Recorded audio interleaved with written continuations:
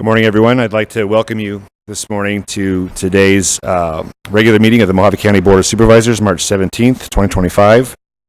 We're going to start the meeting with an invocation by Pastor Lackner, followed by the pledge led by Supervisor Borelli.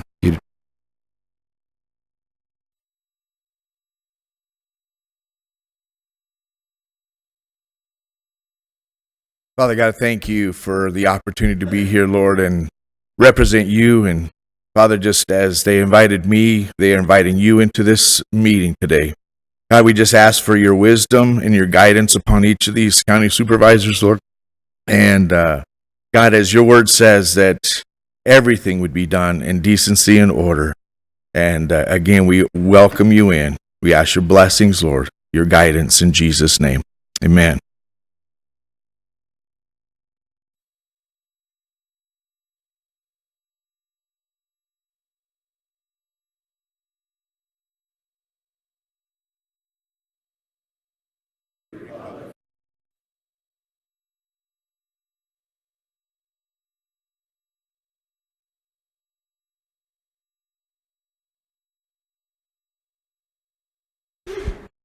Looking for a motion and action to call for executive session to be held on April 7th, 2025 at 9 a.m. for discussion and consultation with legal counsel in accordance with ARS 38-431-03A3, 4, and 9 to discuss items noticed on the agenda with an asterisk. So moved. Heard that motion. Do I have a second? Heard that motion second. All in favor, please say aye. Aye. Opposed? I appear to have it. Official business to come before the board. Discussion of pending or contemplated litigation, claims, and demand. Attorney Dave. Nothing to report. Thank you, sir. Committee and or legislative reports. Supervisor Lettman. Thank you. Supervisor Gould. None today, Mr. Chairman. Thank you. Supervisor Martin. I've attended a couple of different meetings with people. I went out to the Kingman Area Food Bank, and it's just amazing to see what an operation they have there. Also was able to go over to the county jail. That is truly a city within a city, but it's a city you don't want to visit. But it is well run, and I think Sheriff Schuster should be complimented on having a staff there that really knows what they're doing. Years ago, when I was a police officer, we went over here to the Pine Street Jail, and when I did this tour, it was just like night and day. I also went on a ride along with some of our county probation officers, and again, I can tell you that those probation officers are just nothing short of fantastic. I don't know how they do it, but they manage to have a caseload that's incredible. But getting out there and seeing these different aspects in our county of the people that are working for us really gives me a lot of satisfaction because those folks are doing a heck of a job. That's it. Thank you. Thank you, Supervisor.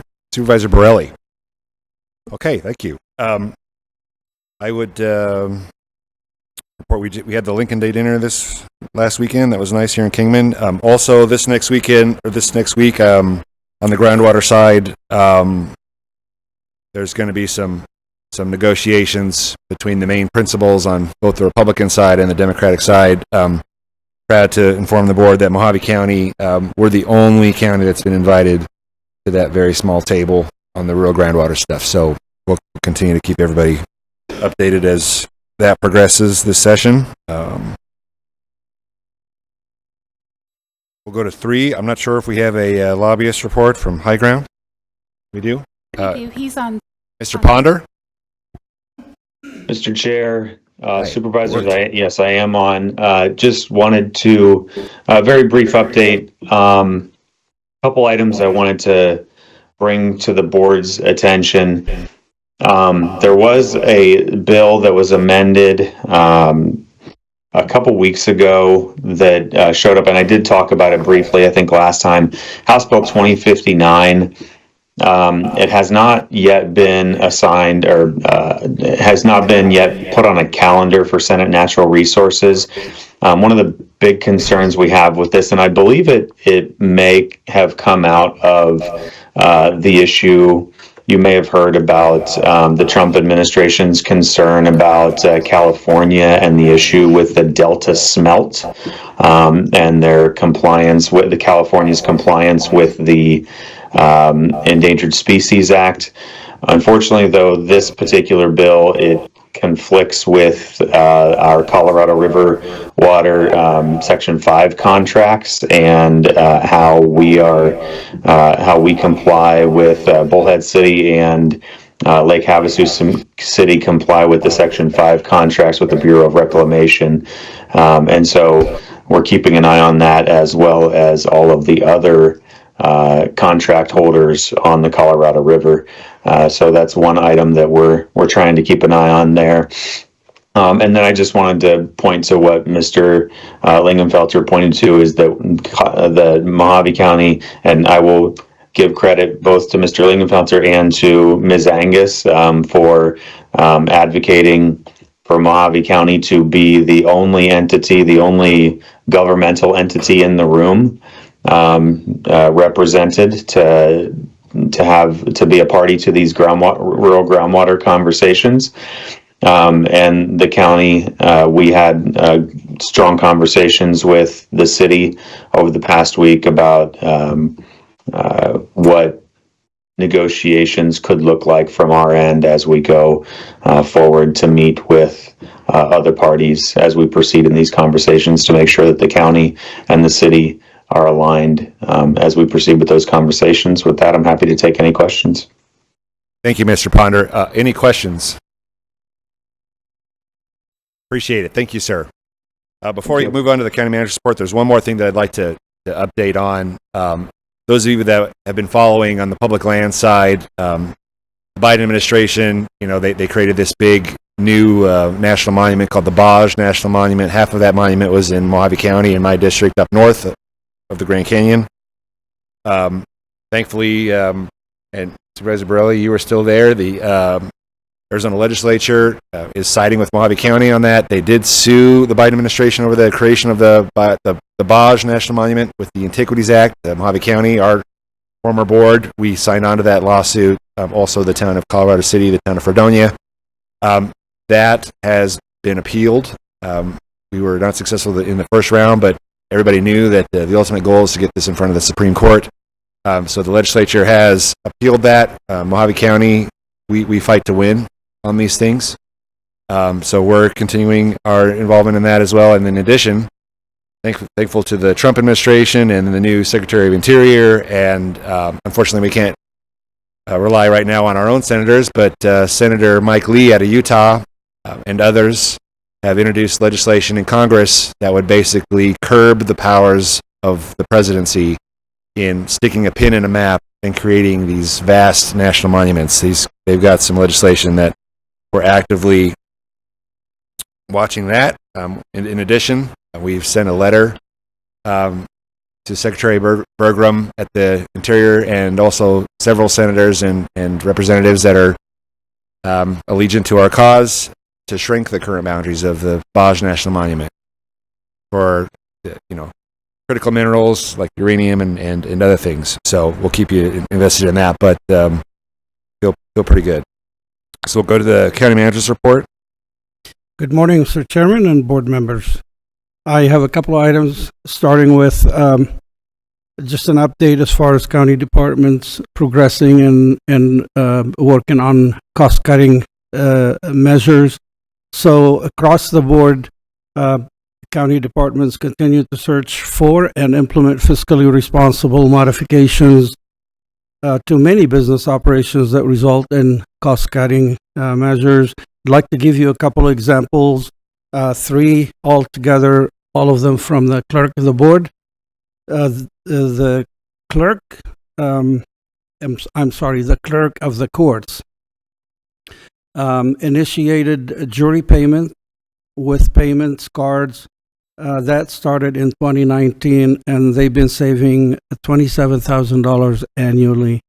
Restitution payments were another measure that was taken. It was rolled out in 2020, and that resulted in significant saving equaling over $24,000 annually. Additionally, the clerk of the courts has transitioned to paperless case files, saving $10,000 annually in file cost and label software. On a different item, I would like to address some comments that were made during the last board meeting.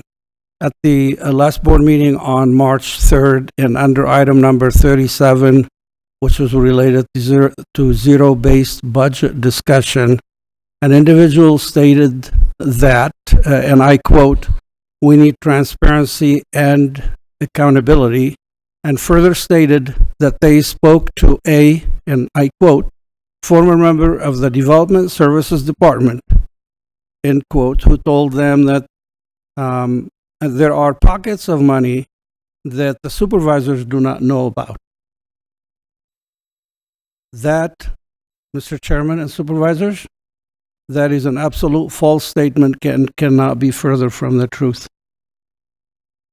The fact is, every account is included in our annual budget, all preliminary, tentative, and final, and at each stage, the budget is posted, is presented in a public meeting, discussed in detail, and additionally posted on our county website. Additionally, the same speaker also stated that we have a mess every budget time and cannot do any worse. That is factually false and unfounded. The fact is, population growth and excessive inflation have impacted the cost of services and exacerbated our budget balancing process. It did not and has not made a mess of our budget process. For the record, our annual budget process has been organized, methodical, fully transparent, and completely accountable. Additionally, per statute, the county is audited every year, and it is the Auditor General who assigns the independent auditing firm, and year after year, we have received clear and clean audit report. So, in general, these comments are, in my humble opinion, are irresponsible and unfounded. And lastly, I'd like to end with, department heads are professionals dedicated to serving the residents of Mojave County. They often operate under difficult and challenging conditions and do not ask for or deserve to have their characters unjustly attacked and maligned. Thank you. Thank you, Manager. We have a proclamation this morning. Adopt the Mojave County Fair Housing Proclamation for April 2025, which was put on the agenda this morning by Community Services Department. Do I have a motion? Motion to approve. Thank you. Do I have a second? All in favor, please say aye. Aye. All opposed? Ayes appear to have it. Do have it so ordered. Thank you. We have one presentation this morning. Staffing needs and competitive levels of compensation. Presentation provided by our own Sheriff, Mojave County Sheriff Doug Schuster. Morning, Sheriff. Good morning. Chairman, distinguished members of the board, county manager, Mr. Attorney, thank you for your time. I'm going to try and be brief. We're going to talk about two main issues today. We're going to talk about staffing in our patrol division. We're going to talk about appropriate levels of compensation. This is nothing new to our board members who have been with us for a while, and to our new board members, first and foremost, congratulations on your elections and your position, and I'm hoping that I can spread some light on some of the issues we've been facing for some time now. I come before this board, literally each year I come before this board and I talk about the needs of the sheriff's office, and today will be no different. So I'm not good with the clicker. So I've asked the boys in the booth to help me out, so I'm simply going to say next slide. To the boys in the booth, next slide. There they go. All right. First off, law enforcement is the first and often only line of domestic defense, without which I think we can all agree there would be utter chaos As such, we must prioritize the need with our governing bodies to oversee the fiscal needs of law enforcement. Our citizens here in Mojave County, they deserve the protection from those who would seek to do them harm. They rely on our elected officials to account for their safety and their security and their constitutional freedoms, and they rely on me as their sheriff to ensure their rights and freedoms are protected. Next slide. So a little understanding of the sheriff's office and how we kind of different from a lot of municipality agencies. We have certain mandated services required by the state. First and foremost, law enforcement and public safety, and that's a big gamut. A lot of things fall under that, including our boating safety division. We're responsible for the county jail. Supervisor Martin, thank you for your kind words. The jail is doing very well, and that has not always been the case. So we're happy to see what's going on over there. We're responsible for search and rescue. That's a critical thing here in Mojave County. We average over 150 searches per year. Waterways law enforcement, and of course serving civil process. Next slide. Very good. So this is, I'm going to show you behind the curtain. We're going to move the curtain and let you see what we're working with. The sheriff's office has 100 employees on the patrol side. And this is going to be a little organizational chart to help you better understand our needs. So you'll see me up at top. I've got two directly underneath me, my chief and my undersheriff. They each have multiple responsibilities, much more than what you see on this slide. This is just a general overview. The reason this is important is when you think about patrol deputies. You say, well, Sheriff, you have 100 people, 100 patrol deputies. That is simply not the case. Because of mandated requirements, we have to pull our staff in many different directions. So if you look under Chief McKee, you look at the patrol lieutenant, we have two of those. We have two main districts. We have the River District, which encompasses Lake Havasu, Mojave Valley, Golden Shores, excuse me, the I-40 Corridor West, Catherine's Landing, Oatman, and many, many more locations. Then we have our Kingman district, which is the busiest district, encompassing Butler, Kingman East, Golden Valley, I-40 East, and the list goes on. But when you break it down to the actual patrol deputy number, and this is very, very important, we have 57, gentlemen, 57 for the entire county. All right, let that resonate with you. We're required to do many things. We have detectives that are actually deputy sheriffs assigned to that position. We have people in search and rescue. We have people in the civil division. We have boating. We have literally very little room within our mandated services to get done what these fine men and women get done every year. Next slide. So here's our need assessment. In 2017, when I was first elected, I presented to this board the overall needs of the Mojave County Sheriff's Office. It was critical at that time because we were failing. So we put together a very well thought out plan. We came before the board then, and we explained that we have had little growth in over 25 years. During that same 25-year period, Mojave County's population and calls for service more than doubled. Staffing and competitive wages were the highest priority, and they remain so today. We have to get the job done, and we need bodies to do that. Each year, I've come before this board since first being elected with the update on our growth and our accomplishments and where we're lacking. Now, we've done a great job. We have improved our staffing level to a degree. We've corrected the front-end compression, which was, if you'd go back, please. Front-end compression, which was vital to attract new officers. We have replaced our substations. We're very proud of that. We have replaced a good portion of our boating fleet. We have very good equipment. So on those realms, we're doing fantastic. We're even going to add a new mobile command post later this year. We're looking forward to showing that off. Much of what we've accomplished to date was with the support of our board and through the pursuit of grants. We've actually brought in over $20 million in grants and allocations, and we have managed to effect a significant property crime decrease countywide. That's very admirable, and I'd love to say it's because I'm the world's greatest sheriff, but the truth of the matter is You've got men and women out there 24/7 risking their lives and doing a tremendous job on all of our behalf. So they're getting it done with my support. We're still behind the curve. We need additional staffing, as you all know, and we have to work on our mid-range and top-out salary. Next slide. So let's talk about staffing. As expected, calls for service have greatly increased over the years and coincide directly with population growth. 1990 is an important year. In 1990, the sheriff at that time was able to pass a sheriff's override. That brought in additional deputy sheriffs and brought our number up to 89. So in 1990, we had 89 deputy sheriffs. Population at that time was just over 93,000.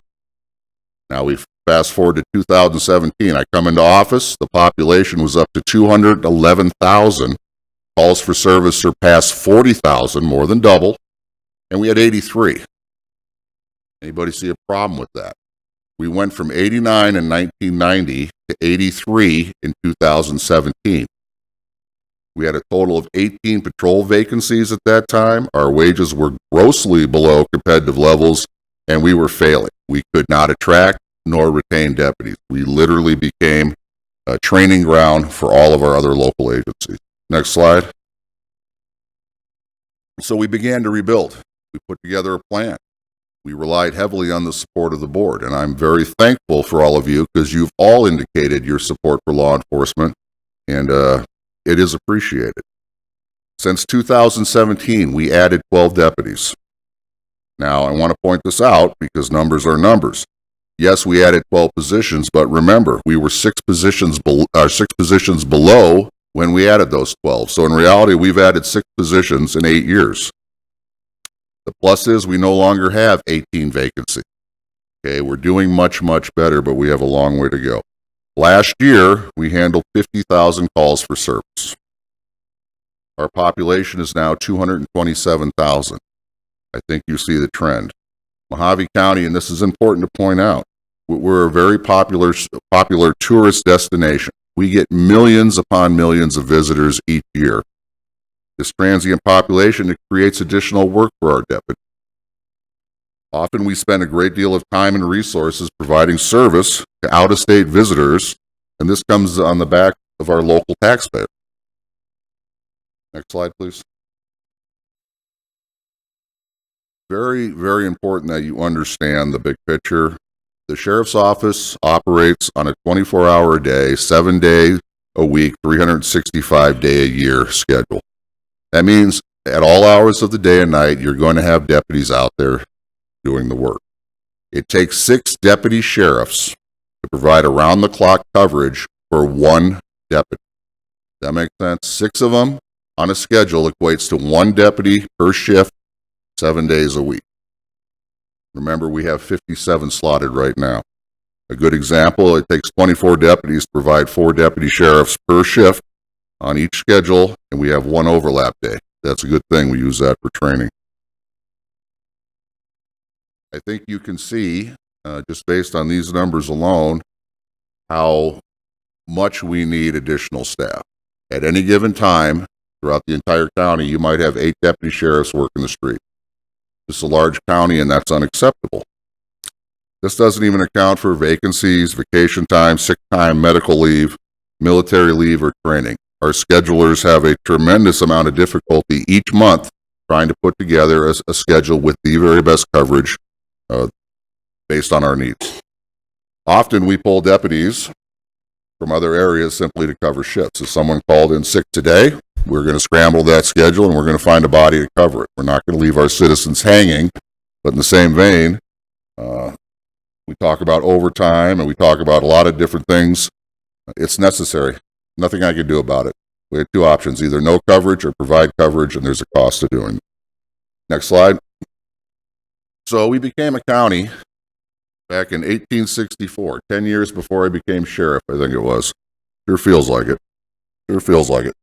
We are the 2nd largest county in Arizona. We're the 5th largest county in the United States. We boast over 13,470 square miles of territory. This equates to a ratio of 235 miles for every deputy sheriff. This clearly is going to affect our response time.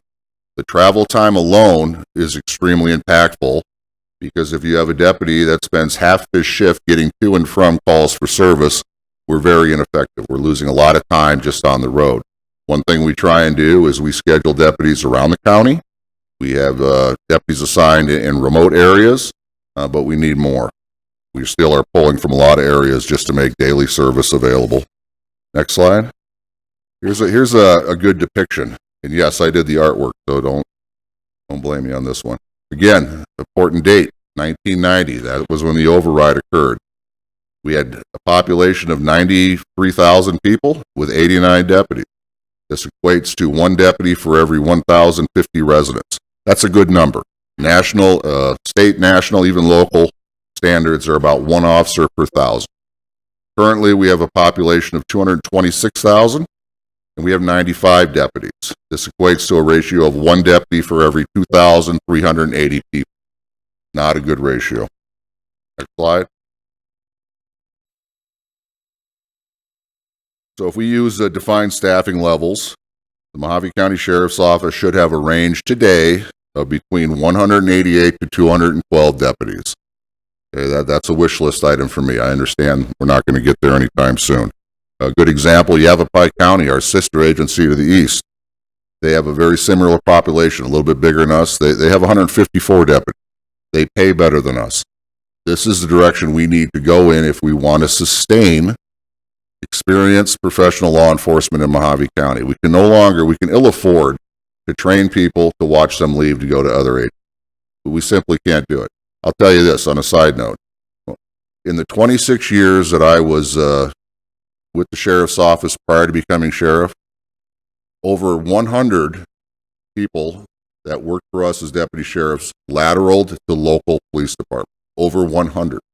During that same time frame, you want to know how many people lateraled to Mojave County? What do you think? None. Okay. When you start losing staff like that, it increases the workload for everybody. It's a morale killer. People can only do so much for so long before they're going to go somewhere else. We have been doing more with less for decades. And I applaud the men and women, the sheriff's deputies that we have, because they care.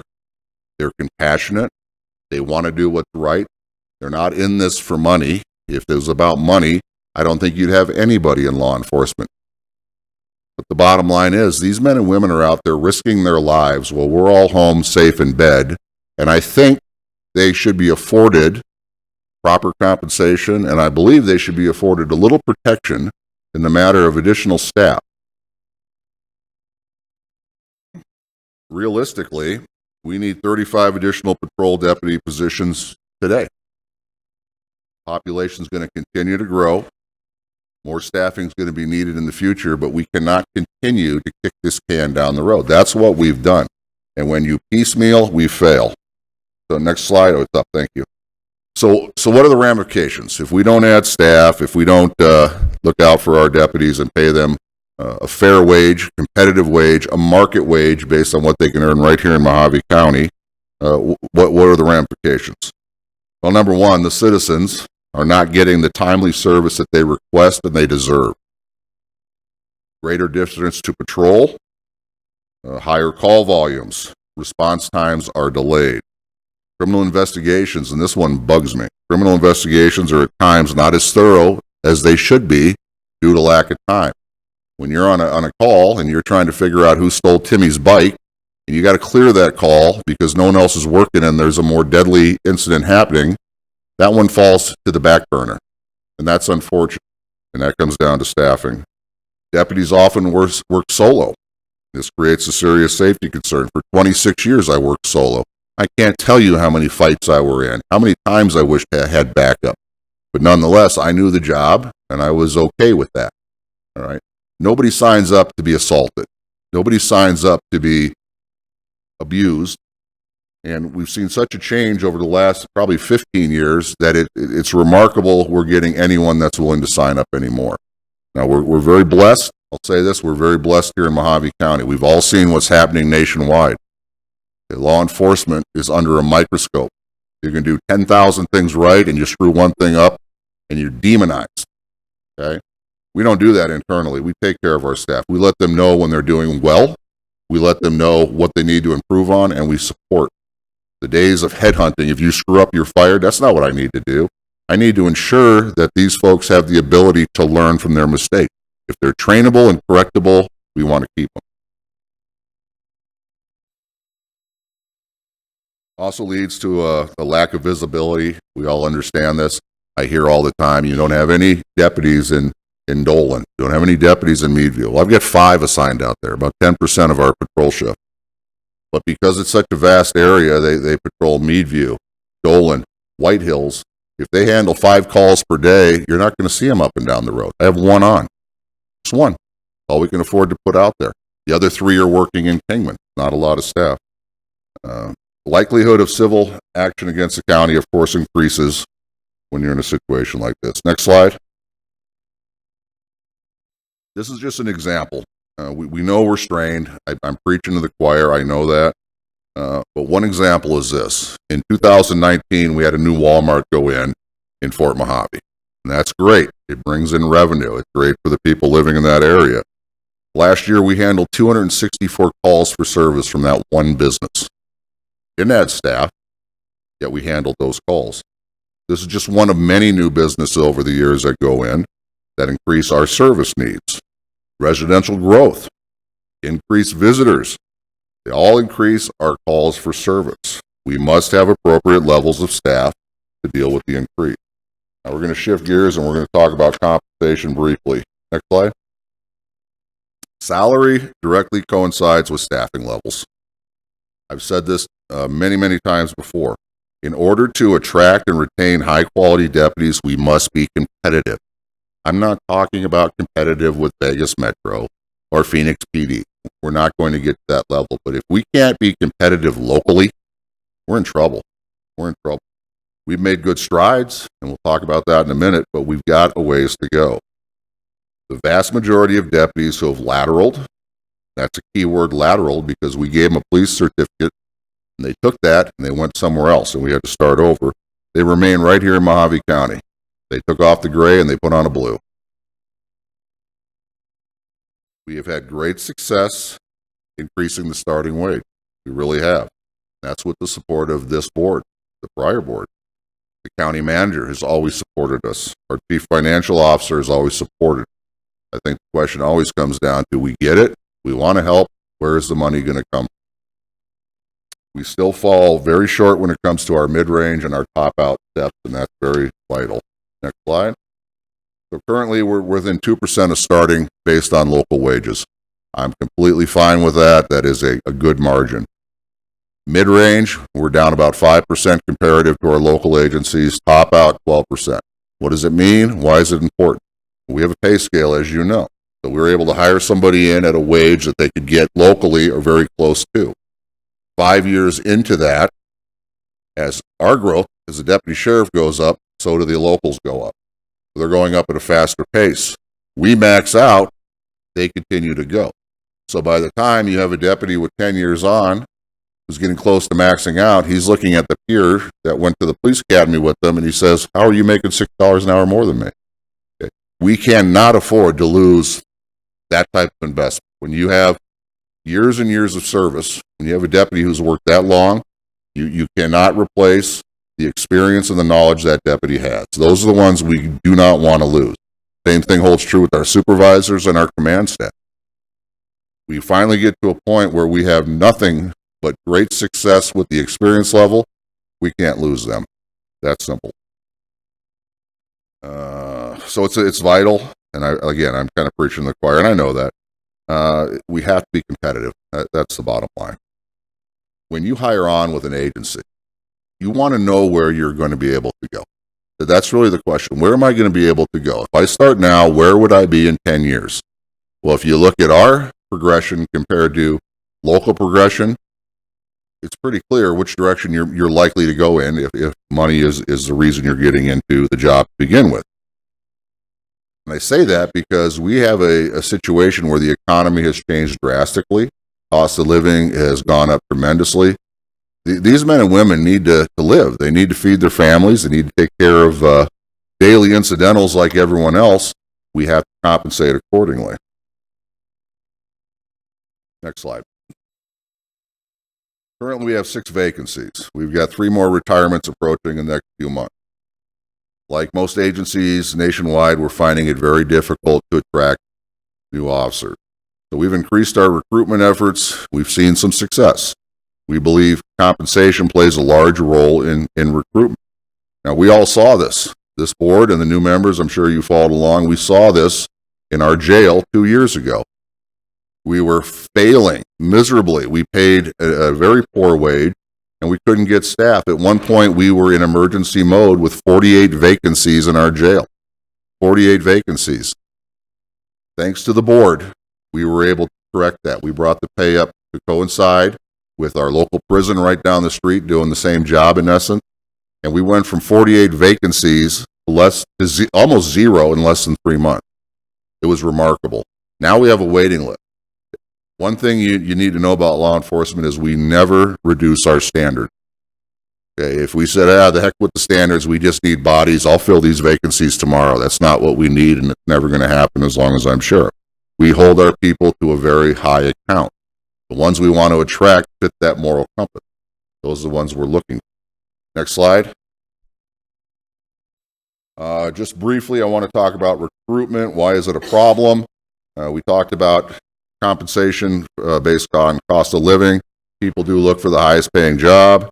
A good example, if I were a roofer, and there were 3 roofer companies in town, and one paid 20% more than the other 2, where would I want to try and get on to do that same job? I want the highest paid job I can get. So that's what we're facing. The applicant pool has changed. 1989, when I tested for the sheriff's office, there were probably over 100 candidates at that one test. You hoped to do well, and you got put on a list. And then you waited for your phone to ring. And you were hopeful that you were in the top 10 and you get that call and you were offered a position. We don't have that anymore. We're getting 3 people showing up at our testing. 3 of them aren't passing in many instances. And so I've reached out to not only our fellow sheriffs around the state, but our chiefs of police, and they're all in the same boat. Something has dramatically changed. There is a negative perception of law enforcement. Now, again, I wouldn't do this job in any other county because the citizens of Mojave County support their law enforcement. I say that wholeheartedly. I see it every day. Anywhere I go, I hear about the wonderful things that my deputies are doing. They're going above and beyond, and it's greatly appreciated. And my staff knows with that respect comes an obligation. We return that respect, and we treat everyone with the courtesy and empathy. Now, when it's time to do the job, they're going to get the job done.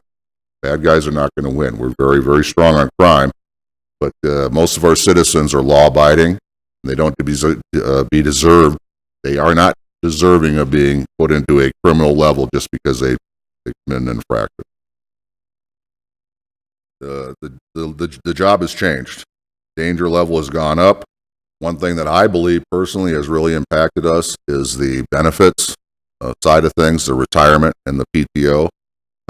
Retirement specifically, it used to be a defined plan. You knew if you got in and you did X amount of years, you would get a percentage. Now it's a deferred plan. You're given an IRA, you're subject to the market, and you will work 35 to 37 years before you're allowed to retire. Big difference. Big difference. In general, there's a generational shift. Young people are just more inclined not to get into law enforcement, and I think it's happening in the military as well. We're seeing the struggle to get people into these careers. That makes our good candidates very much in high demand. Very much in high demand. You see, a peace officer certification in Arizona, it's good throughout the state. I could put somebody in the academy tomorrow. They could excel in the academy. They could graduate. They get that law enforcement certification. They can turn around and go to Phoenix tomorrow. Had it happen. I had one young man, I'm not going to belay this, but he was in Phoenix already. He wanted to live in Mojave County Sheriff. I'll be the best deputy you've ever had. I want to live, work, and retire in Mojave County. He sold me. Good kid, looked good on paper. Put him in the academy. The day he graduated, he resigned and went to work for Phoenix. You believe that? And it happens. You know, and it's not just the brand new out of the academy. You got a 1 or 2 year guy. They know that certification's the value. They know that. Okay. And so, having said that, what do we do to make sure that they want to stay here? Okay, we're doing our part, but we need to fix the deficiencies we're talking about today. Next slide. This is something I bring up routinely. Cost of living or cost of doing business. So each year, when we look at our budget, not just at the sheriff's office, but countywide, we see sometimes significant increases to our contract, to the service costs, and we deem them as just the cost of doing business, right? We had 55% increase in our jail health care alone over the past 5 years, almost $2 million increase. And we say, well, we recognize that that's not good, but we got to pay it, and we paid it. I would ask that we look at appropriate staffing levels and competitive wages as costly but necessary. I would ask that we deem staffing levels and competitive salaries as the cost of doing business. I think we all can agree that our employees are our greatest asset. We're going to pay the bills for a lot of things. That's government. I get it. And if it went up another 30% today, we're frustrated. Where are we going to find the money? But at the end of the day, the bills got to be paid. Please look at my staff as the cost of doing business and find the resources to take care of what should have been taken care of many, many years ago. Next slide. I'm going to recap quickly. We continue to run understaff in our patrol division. Less staff equates to longer response times, public and officer safety issues, investigative delays, lack of visibility, and so much more. Population growth continues each year, and if we delay, it just puts us farther behind. Competitive mid-range and top-out salaries are necessary. We're already behind the curve. We have less people interested in law enforcement, and we must continue to do everything we can to attract and retain our staff. Next slide. Here's where your eyes are going to bulge out. Here's the cost. Here's the true cost of it. We need 35 deputy sheriff positions. We need them today, this year. That comes at a cost of $4.5 million. That includes their salary, their ERE, their vehicles, their equipment, their uniforms. And I think it's important to note for the listeners and those in the audience, a good portion of a deputy's salary, what the county actually pays them, is an employee-related expense. So on paper, if I show you that a deputy is making $100,000 with ERE, employee-related expenses, they might be making $55,000. Okay, the rest is what the county has to put in, whether it be for their retirement or whatever other deductions that come out, but it's almost double what we're paying them. So that's $4.5 million for 35 deputies. Compensation, this is top priority. We need to fix this because we want to keep those and be very, very attractive to new people coming in. That's going to cost about $950,000. That will fix our mid-range and our top-out range. The other two entries do not need to be done this year, but you need to understand as we add staff, the workload is going to go up. We're going to need data entry personnel and eventually more dispatch. So the total is $5.75 million. Next slide. Okay, close it out. We can no longer continue to kick the can down the road. We need to correct these deficiencies. To do nothing this year is to yet fall further behind. Our current budget has been submitted to finance. Of course, this funding is not in our current budget. And I will say this, it's very difficult to try and put a budget together 8 months in advance of the actual budget adoption because things change. But this is not included. This is for something, this is something for you to think about today. So I'm simply asking on behalf of myself, on behalf of my staff, on behalf of your constituents and my constituents, that you collectively as a board find a path that will allow this requested increase this year. And that will end the presentation. I would be happy to take any questions and open it up for discussion. Sheriff, thank you for your presentation today. Supervisor Borelli, you want to start us off? Yes, thank you, Mr. Chair.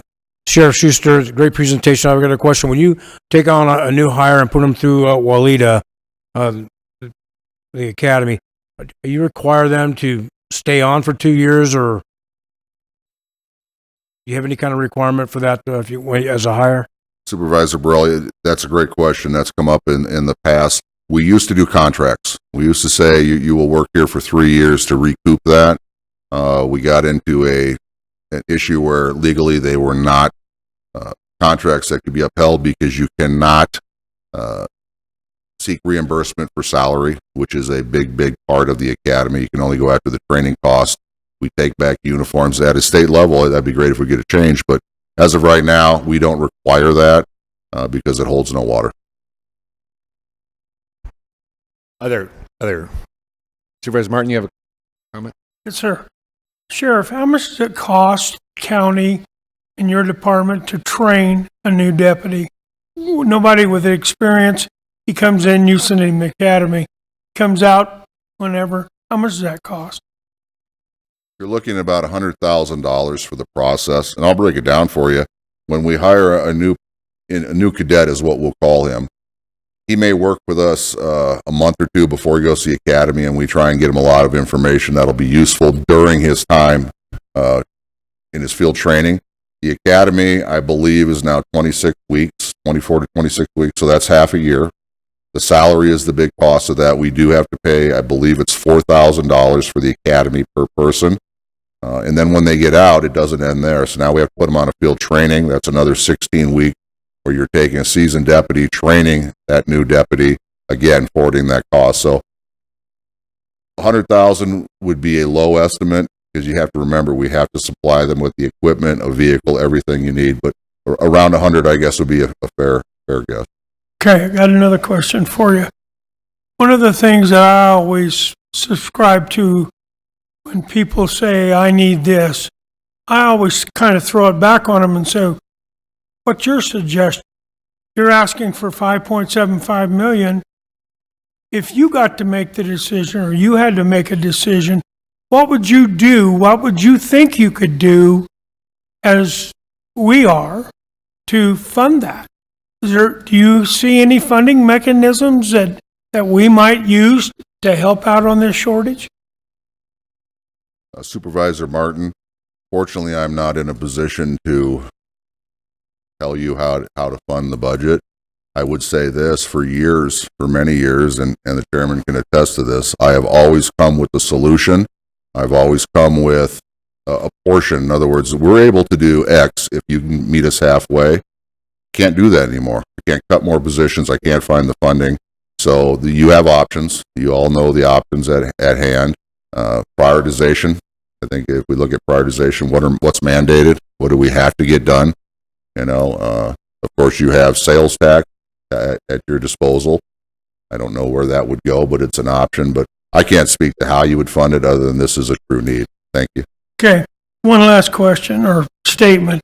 When I went on a ride with the probation department guys, they always send 2 officers. They never send one. And it's because of officer safety. Having been an officer myself, and in a time when, you just didn't have backup a lot.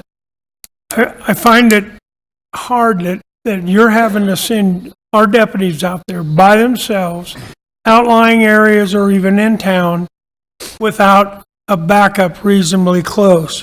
And like I say, one thing that the probation department made very clear to me that due to officer safety, they send, and when I went with them, there was 2 officers in that car.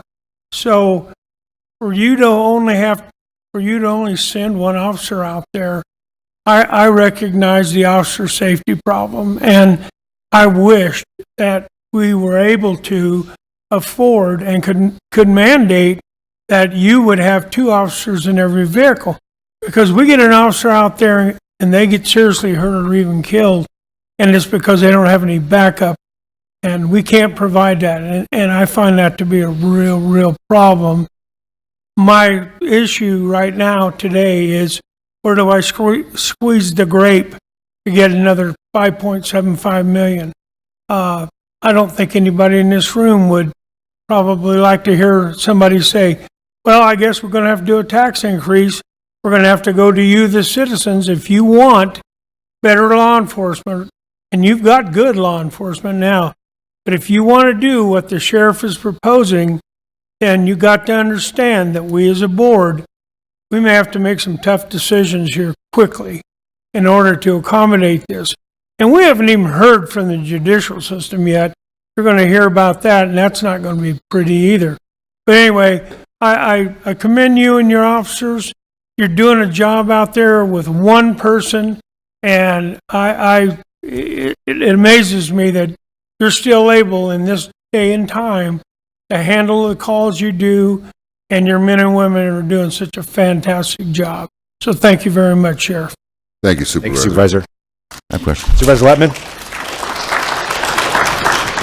Sheriff Schuster, first of all, I want to thank you very much for coming down to see us today and making what is once again another sobering presentation. We did have a presentation from Judge Moss about the court system.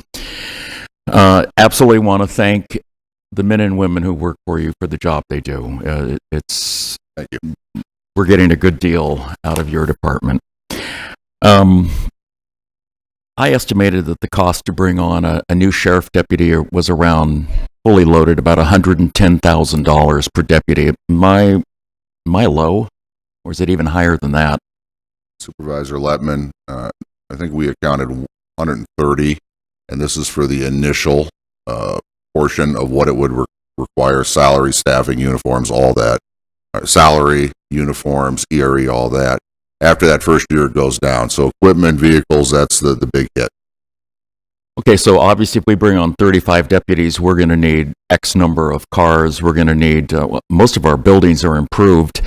A question, so up on the North Canyon side of the county, I requested that with Supervisor Lingenfelter that I'd like to make a visit up to Littlefield and check out this sheriff's substation. Could you kind of characterize the state of that substation for us?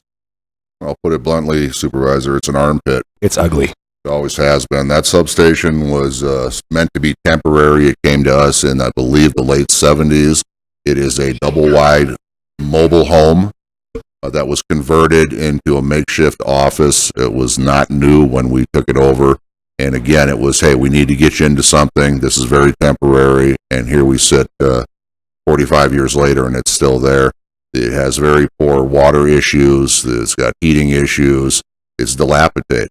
It's absolutely dilapidated. If I could, I would be the first one to jump on a bulldozer and knock it down and put something up. And we're working on that. As you know, I received $9 million from the state for substations. We have completed our Mojave Valley substation. It's a beautiful station. We went outside of the box on that. Normally, you want to build new.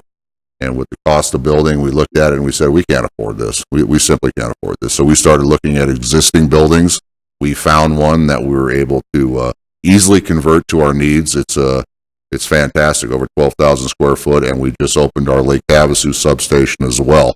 The good news is I do have a little funding left. I'm looking now at a building up on the Arizona Strip that we might be able to do the same thing with. That comes at no cost to the general fund. It comes at no cost to our taxpayers. This is simply in part thanks to Supervisor Borelli. Back in his days in the legislature, he supported this, and he really took care of us here in Mojave County. So we're heading in a good direction. Okay, on a separate issue, some citizens groups have lobbed criticism at the sheriff's department and at the various police departments in the county about crimes towards animals and animal cruelty arrests in general. Could you briefly address that issue for us? Certainly. Supervisor Letman, we have an active animal control division. Currently, we have a couple openings that we're going to be filling in the next couple weeks. But we enforce all statute violations. The men and women that work for us in animal control, they're very caring people. Nobody wants to see an animal abused. And so if we get a complaint, we address the complaint. I think a lot of the concern comes from people want more than we can do. I want this person charged with a felony, but we're limited to what the statute provides. So in all cases, we look at the situation, we find which statute, if any, meets what we're dealing with, and they are charged. They're often charged. So that answer the question, sir? Yeah, I think your staff does a really good job in this area, but that criticism's been lobbed not just at the sheriff's department. Bullhead City PD, Lake Havasu PD have all heard this criticism, and you're correct. Sometimes you're limited by statute as to what you can do. Could you, and I appreciate the remarks about the Walmart. I had that in my notes to ask you a question also. Once that store opened up, how often you were making a visit to that facility. But if I read that number correctly, you're basically there on average once a day. And I assume it's not a 15-minute visit. Actually works out to 21 calls for service every month, a little over 21. So yeah, a lot of it depends on the nature of the call. It could be a 20-minute time frame. It could be a 4-hour time frame. Depends on what's being called in. Okay. I certainly appreciate your visit and your presentation here today. I know when I was running, we're politicians, I guess. I clearly ran on a platform that said we needed more deputy sheriffs, more prosecutors, more judges, more jailers, because I don't see like the trend I see in crime rate, and especially in juvenile crime. And could you just take 30 seconds and tell us where we're headed in terms of juvenile crime rates? Absolutely. It's sporadic. We had a rash not too long ago. There was a TikTok video or whatever you want to call it, where one of these influencers encouraged people around the United States to do certain things. And we had a group here locally that took them up on it. We had a rash of stolen vehicles. We put together a task force. It was unacceptable. We ended up arresting, I think, 14 juveniles out of that. We take a zero tolerance approach to crime, period. Whether you're an adult, you're a child, if you break the law, you're going to be held accountable. And so when you have that type of mission statement, there's no gray area. The gray area is when you're dealing with minor civil things. If I want to give you a warning because you were going a little too fast, I'll give you a warning. When it comes to victim crimes, there's going to be accountability in all instances. Thank you. Hopefully our PI, Mr. Galloway, you can put a video of this presentation. I know it's out there on YouTube. Perhaps this could be posted to the county's social media sites. Okay, I think we need to spread the word of what you've told us today. You certainly have my commitment to helping you find the funding you need to get this done. Thank you, Supervisor. Supervisor Gould, any comments? Again, like my counterparts, thank you for the presentation. I know your situation, and I appreciate all of our men and women of law enforcement. In Mojave County, it's a special place because we still do value and love our law enforcement personnel, and we believe in the law of order, which is, I think, a foundation of civilized society. You have to have law and order. You have lawlessness. We've seen what's happened in some of these other communities, and it just leads nowhere but horrible places. I wanted to ask you, so I've heard to bring a new deputy on between $110,000, $120,000, $130,000. Is that accurate for a new hire? Yes. Yeah. And I'll tell you, and I think you share my frustration. One of the things that really bothers me is, on one hand, it's a good problem to have, right? We have just so many Southern Californians that come here into Mojave County to recreate on our lakes, our rivers, the canyons. A lot of people from Phoenix, from everywhere. They come here to Mojave County, and there's a lot of reasons for doing that. It's a beautiful place, and we have a lot less regulations, I know, on the lakes than California does, for instance. And, I mean, we have robust tourism, right? But if you got that certain percentage of people that come over that are knuckleheads or they do something stupid, it's you guys that have to respond to that. Or if somebody gets lost, search and rescue has to be deployed, and we have to go pull people out of trouble. They come here right now, and they recreate for free. They recreate on the backs of every single one of us that live here in Texas. And I have a problem with it. I think that if you come here and you do something stupid, you should chip in on the law enforcement. And that's where I think, I don't know how popular it is, but I, for one, I still stand strong. So I know that I've met with the Deputies Association. They've told me the exact same thing. Staffing and pay are their primary concerns.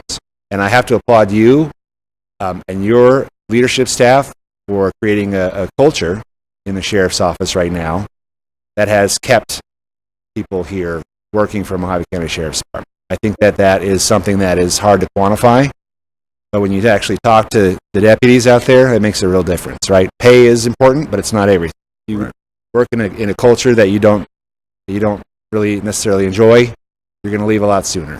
and it does make a difference making people stay or getting people to stay. So I want to say thank you for that, for the culture that you've created in the sheriff's office. And I hope that continues for many, many years. I still think that, Mojave County is the only county in the whole state. We don't have a sales tax. We've done a really good job with that, with delaying that. I still think there's a way for us to adopt a very small sales tax that would be completely 100% dedicated to law enforcement, public safety in Mojave County. 100%, every single penny of that. And at the same time, if we were to do that, we would be able to lower our our primary property tax rate and still have a combined tax rate that's far lower than, all the other counties. Or I think we're like maybe the third lowest combined rate in the state. I think we can maintain that position. So I'll always advocate for that. I think that that's something that we really need to look forward at or look to. I know a jail district is something that doesn't completely solve the problem, but maybe we need to look at something there. But I just want you to know that I'm committed to solutions. I'm actually going to be proposing one idea. I think a good idea. I think you're going to love it. I hope that my counterparts love it. But at the end of the meeting, I'm going to be proposing something that might help us on the staffing. So appreciate that. Thank you for the presentation. Thank you. Chairman Lingenfelter, your words, resounding. I appreciate it very, very much. And I did forget one thing that I want to bring up, just very, very briefly. When I talk about adding staff, currently I have 6 vacancies. The question could be raised, well, Sheriff, fill the ones you have before we think about giving you more. I can't dictate what happens tomorrow, let alone 6 months down the road when the budget is adopted. I can tell you if we satisfy our salary level, if we fix that mid-range and make that a priority and that top out, I believe that staffing level will greatly improve. But the point I want to make is, remember, it might take me 4 years. If we had 35 positions today, it might take me 4 years to fill them. Where does the money go if I don't fill it? It goes right back to the general fund. So it's more of a way of looking at it where, hey, we are just saying we understand and we're going to guarantee you these spots. Okay, we're going to guarantee them to you because we know you're not going to get this done right away. And when we, at the end of the day, when we have those vacancies, the money returns. Every year that I've been in office, every year we have returned millions of dollars. Millions of dollars. Okay, and so that troubles me. It troubles me when you think about it's almost a madness. Hey, I can't get staff. I'm not paying them what I need to pay them, but I'll give back $2 million this year. So that's just something I want to throw out there with the mindset of it's county money. It's going to come back to the general fund if it isn't spent. Thank you very much. Thank you, Sheriff. Okay. Absolutely. As the chair, I'm going to make the call. We're going to move up item number 37. So I'm going to open up, 37 is a public hearing. We have several people that have signed up to speak. So I'm going to open up the public hearing, and then I'm going to call you down to the podium. If you come down, make sure that you give your name and your address for the clerk. You'll have 3 minutes to speak. We do have a number of people that have signed up, so we would ask that, I think most people have similar concerns, so if all of your concerns have already been stated, if you could keep it brief just keep the meeting at a reasonable time here, but you got 3 minutes. First up, I'm open up the public hearing, and this is, I'm going to read into the record, is a discussion and possible action, adoption of BOS resolution number 2024-234, a rezone for assessor's parcel numbers 330-32-002, 018, 020, and 021 from an AR agricultural residential and AR 10 agricultural residential 10-acre minimum lot size zones to an RE 1A residential recreation 1-acre minimum lot size zone to allow for a residential subdivision in the Kingman vicinity, Mojave County, Arizona. Commission recommended approval by 5-2 vote. Added conditions of no more than 150 residential lots, and the rock outcropping on the sites shall be preserved in perpetuity. The item is being reconsidered from the 12/2/2024 meeting. And I believe, Madam Clerk, that there's a supermajority requirement in effect this morning. So with that, I'm going to start calling up speakers. Mike Neal, you're first, and Lynn Petrie, you're on deck.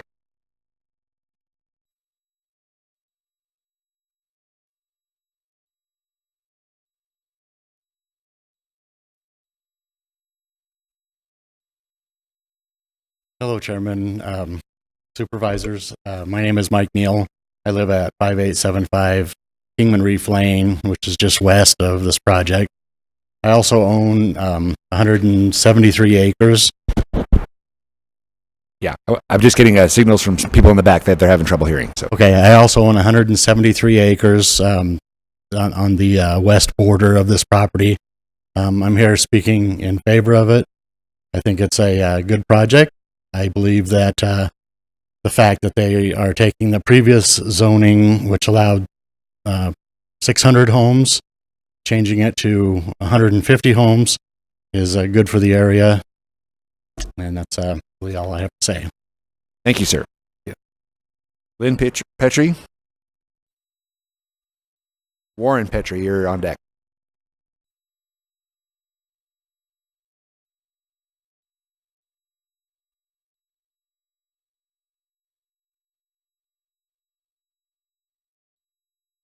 Good morning, Mr. Chairman and members of the board.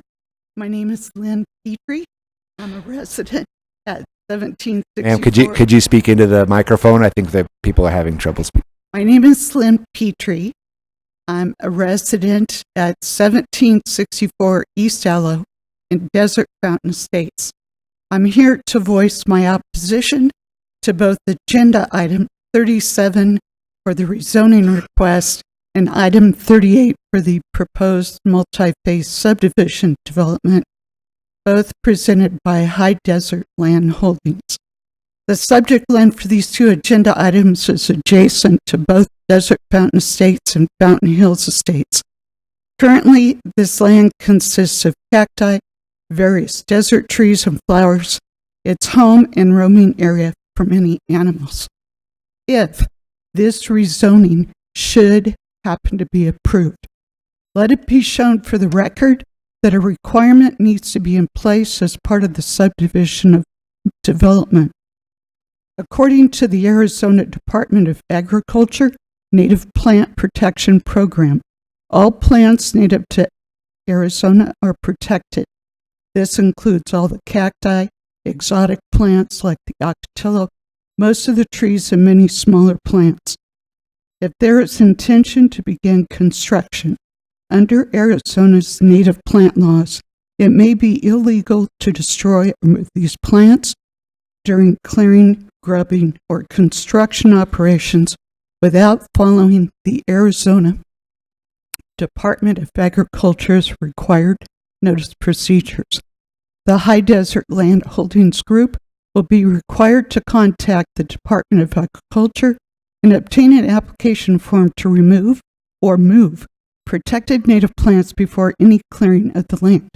Once the application is submitted and confirmed, then confirmed by the Department of Agriculture, then a 30-day written notice must be sent if the area is less than 40 acres, a 60-day written notice if the area is 40 acres or more. Not until these items are complete can work begin. It's truly sad to see the possibility of more homes going in when Kingman and Mojave County cannot provide enough medical or grocery store needs, even with the current population. I hope you consider the information and concerns being presented to you today before making your decision. And your decision should be based on what is the right thing to do. Thank you. Thank you, ma'am. Warren Petrie. Karen Coons, you're on deck.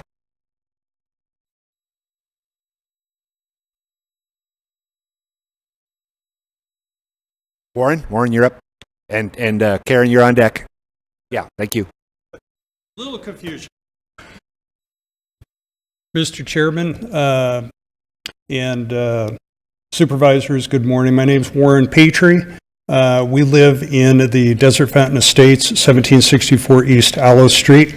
Want to voice my opposition to Agenda Item 37, the rezoning request as it currently stands for the land adjacent to Desert Fountain Estates and Fountain Hills Estates. My wife and I purchased our home there because of the natural setting, the scenic views, the solitude, and the abundance of wildlife. The proposed development, which will surround our existing neighborhood, will destroy all of that. When asked recently in a public meeting in our neighborhood, Angle Homes has stated that we are only going to do the minimum as required by the county in discussions about possible improvements of roads into and out of our neighborhood. They do not intend to do anything to improve the single point access to our two neighborhoods. Instead, they intend to take the cheap route and utilize our existing streets and roads for access to their development. This means more traffic in our quiet neighborhood and an increase in crime as a result of a steady flow of non-residents during the years-long development of the land in question. When we had our home built about 5 years ago, our builder, George Long, had multiple thefts off of our site because people knew that homes were being built and they used it as targets of opportunity. They need to do the right thing if this is approved and develop their own access roads into their development that don't affect our neighborhood. It seems to me the developer is clearly only interested in their bottom line without regard for the negative impact on our neighborhood. They are offering nothing to us in exchange for destroying the beautiful desert around us. I'm concerned about the availability of long-term water supplies to support the additional households in our area. We already suffer from low water pressure in our homes, and it's not just me, but several people on our street, on Allo Street, that have this problem. I think that's a big concern should there be another large wildfire like we experienced last July 4th. I'm also concerned about emergency egress for a total of 300 homes should this be built out using one street, which is Fountain Hills Road.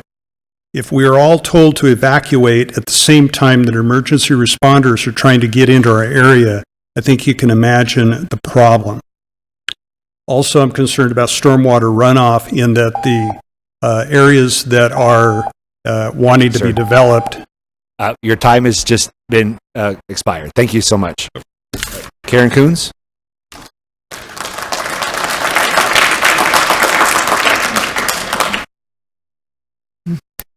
Thank you for the opportunity to address the council.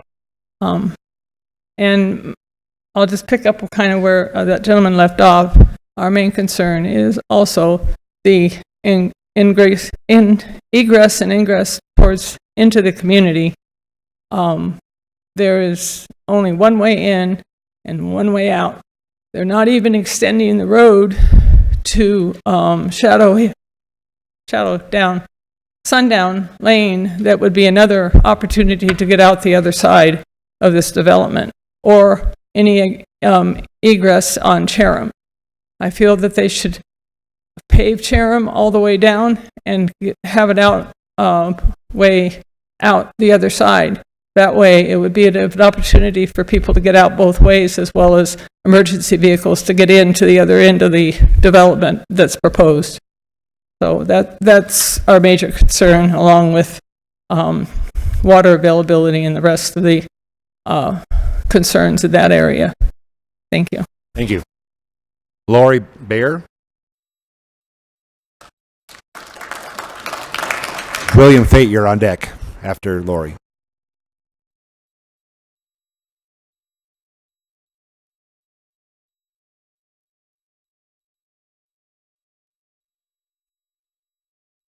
Good morning. My name's Lori Baer. I live at 1843 East Blue Flame. Last fall, a representative from Foothills Utilities addressed the Board of Supervisors regarding the water levels in the reservoirs that currently service the Fountain Hill Bull Mountain neighborhoods. He stated that the water levels were down slightly, but basically maintaining their levels. I started thinking about the phrase down slightly and what it actually meant. Were the words down slightly, but basically maintaining their level used by the governing board of Lake Mead when they talked about the water levels of Lake Mead? For the past 25 years, Lake Mead has dropped an average of 5 feet a year. Is down slightly the reason why the wells of our neighbors to the north ran dry? When the representative from High Desert Holdings, also known as Angle Homes, was asked why he thought the wells ran dry, he suggested that it may be because they had drilled down to a shelf and not into the reservoir. Shelf or not, they had water, and their water levels went down, and now their wells are dry. For at least the last 10 years, we have gone through an extended dry spell and climate change. If High Desert Land Holdings is given permission to develop the Fountain Hills Bull Mountain property, there will also be a significant increase in the demand on our water. Those are the exact 3 reasons Lake Mead is in the condition it's in: drought, climate change, and overallocation. Currently, there are a total of 142 homes in the 2 sections of Fountain Hills, with an additional 6 lots either under construction or not being used.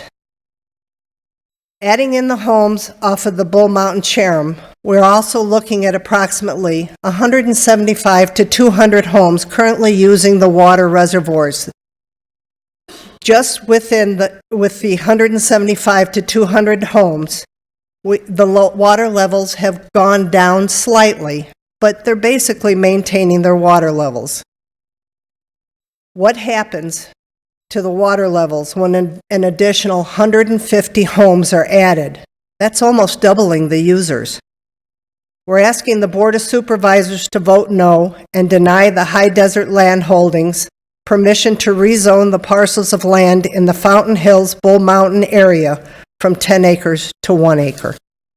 Thank you. Thank you, ma'am. William Fate. Chris Wagman, you're on deck. Good morning. My name is William Fate. I live at 1881 Blue Flame Street. There are many things I'd rather be doing this morning than attending a Board of Supervisors meeting.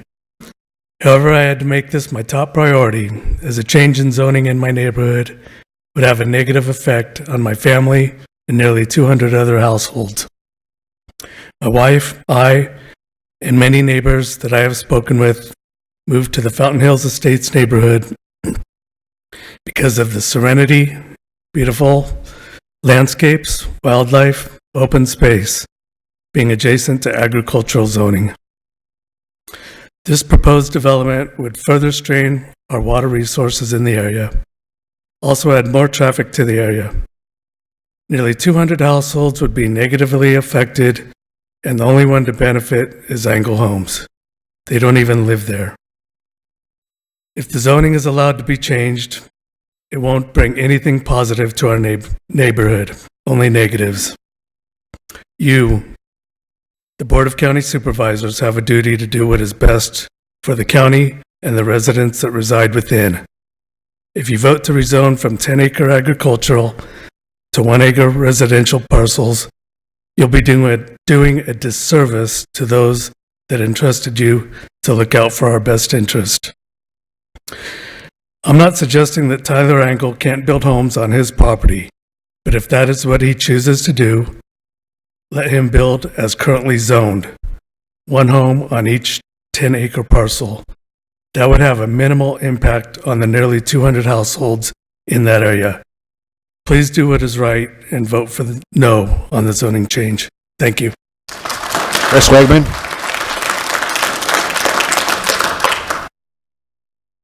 Bernie Wassinger, you're on deck.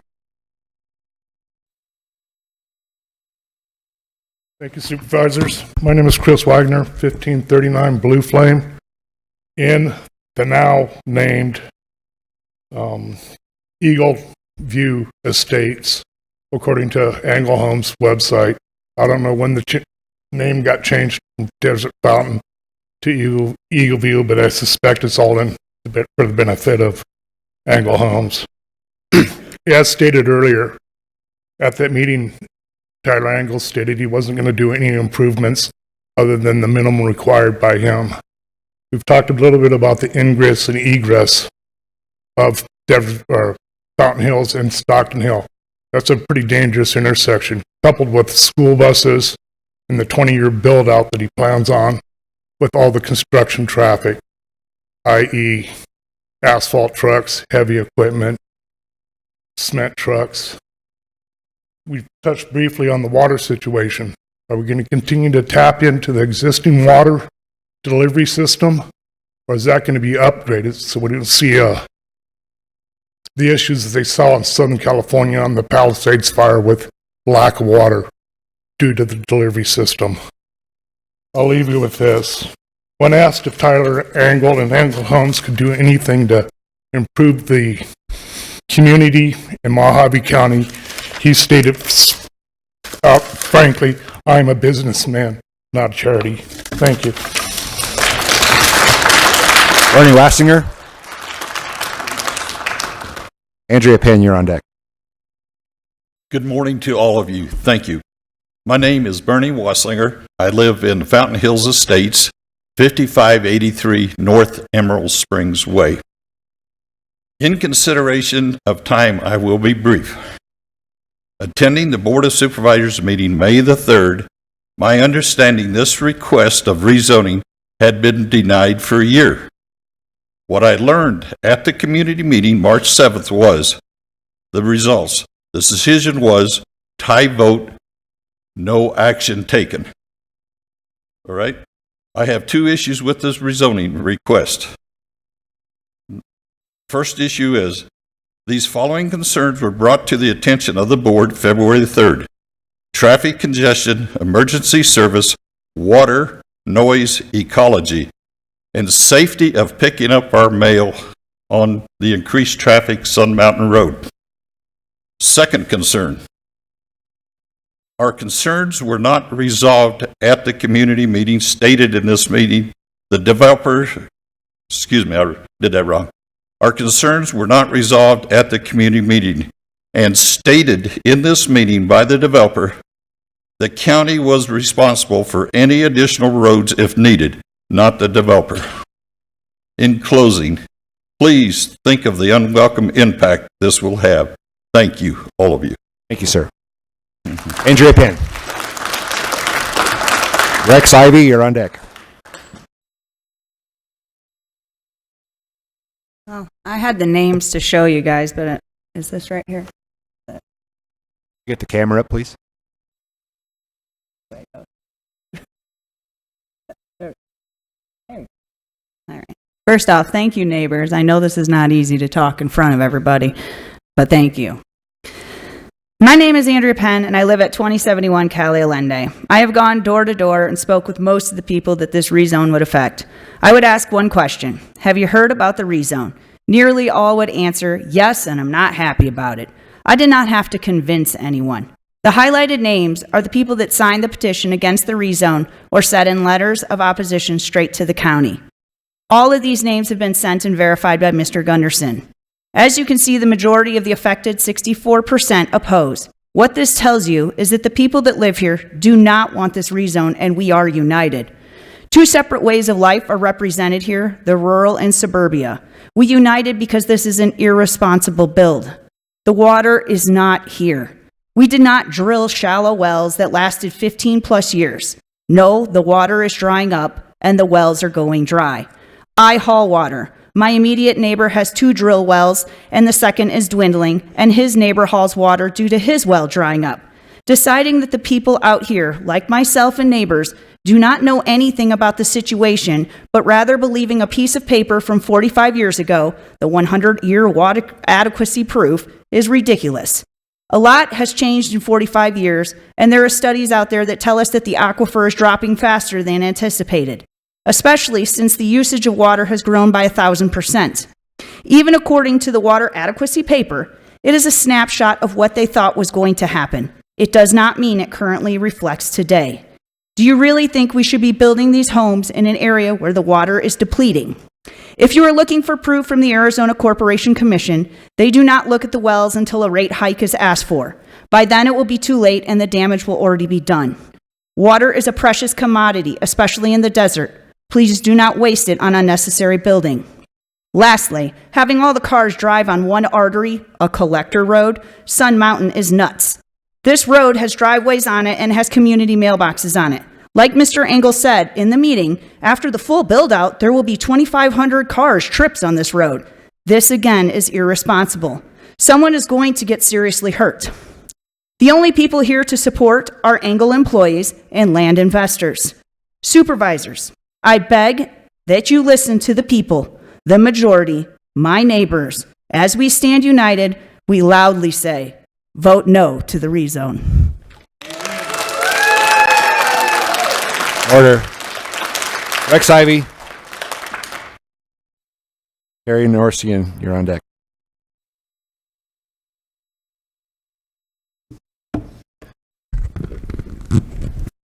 Rex Ivy, 6114 North Chatham Road. Thanks again to the board members for the opportunity to speak addressing the proposed rezone. We know there's a submitted plan for another large subdivision this vote pertains to that. I'd like to focus on what this specific vote is. This vote is for rezoning 10 acres lots down to 1 acre lots, a 10-fold increase of development for that specific agricultural land, an area that is limited in water resources, an area that would only have one combined egress and degress through a residential neighborhood. The other dirt roads in the area aren't even county maintained. An area not on a sewer system, and an area that is prone to flash flooding. It is not a vote to restrict the number of structures on land that is zoned for more density. It's not for leaving a rock outcropping that's not conducive to the development of the same manner. The county and the developer do not have the infrastructure in place for the project. There are a lot of folks that have expressed their grievances. I know that you can hear them. Are you listening? Thank you for your consideration. Harry Norsian. Lenoma Blum, you're on deck. Gentlemen, ma'am, my name's Terry Norsian. I live at 1508 Aloe. I'm probably the newest one in the neighborhood. I just bought my home a month ago, or 2 months ago.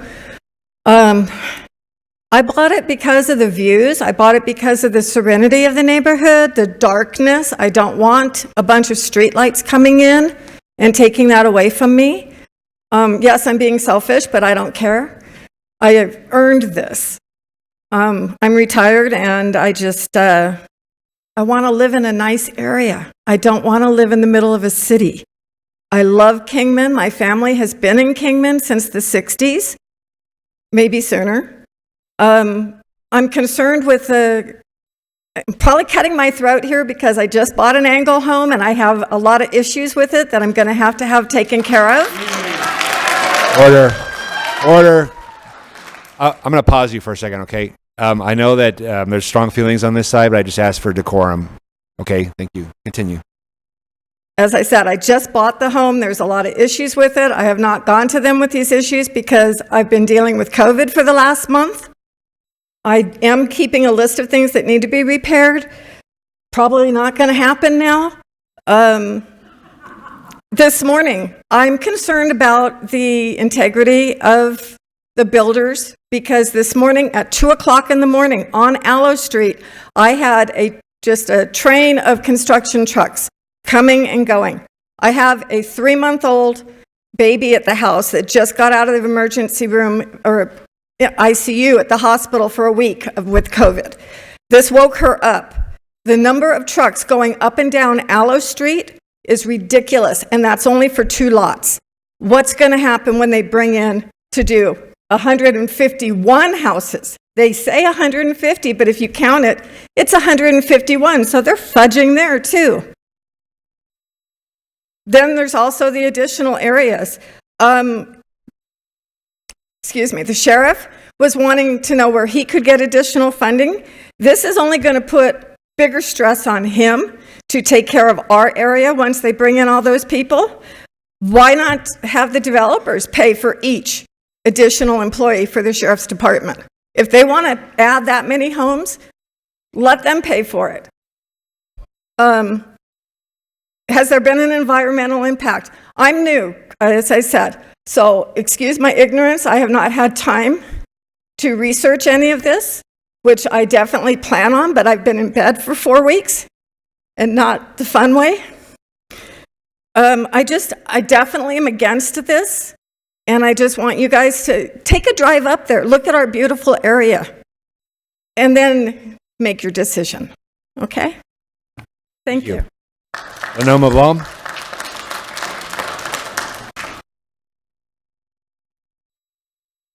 And because she is in borrow, you're on deck. Gentlemen, we relocate. My name's Lenoma Blum. Address 5591 North Emerald Springs Way, Fountain Hills Estate. We relocated here 2.5 years ago from southern Idaho because farmland was being taken over, more building homes everywhere. So we found Fountain Hills Estate. I can see out of my yard and my house, Valley Vista, beautiful view. If this is approved, we will see roofs. Is that what you would like to see out of your house? We can see the railroad going through the valley over by the airport. When this is approved, if approved, we'll see roofs. Gentlemen, we have fox running through our yard now. Quail. We love the birds. We love the animals. We like the vegetation. We love the cactus. Please don't destroy this. Put yourselves in our position. Come to our location and look. Do you want to see roofs out of your house? Please, gentlemen, I'm begging you, say no to this. Please. Thank you. Come here. She is in borrow. Catherine Carbonetta, you're on deck.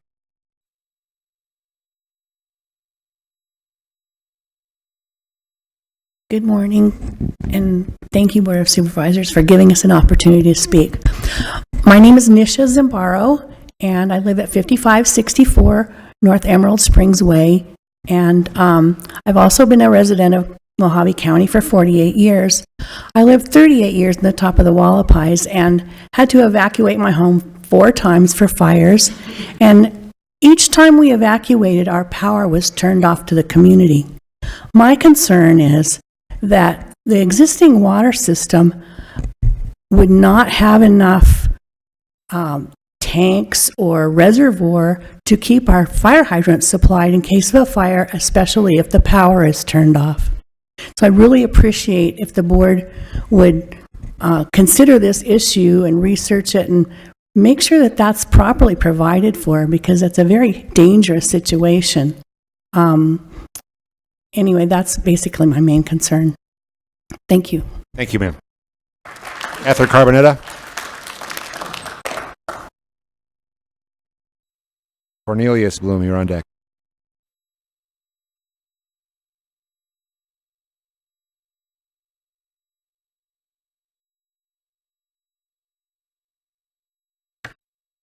Mojave County Supervisors, thank you for my time. My name is Catherine Carbonetta, and I live at 1804 East Blue Flame Street in Desert Fountain Hills Estates, and a resident of 20-plus years in Mojave County. Familiar with the process of home building and development on and off-grid homes, I truly feel this project should not be approved. The county and state may consider a trade with properties along the I-40 or Route 66 corridors. Regarding a few of the foreseeable issues, noise, do us a favor and listen to a YouTube segment on construction site noise. This is what our neighborhood will be listening to for the next 21 years, 6 days a week. Basically, that means for the rest of my life, we will not have a quiet in our neighborhood. As a point, Angle started their work, as stated before, early this morning. HOAs and CCNRs. Excuse my voice, I'm a little nervous.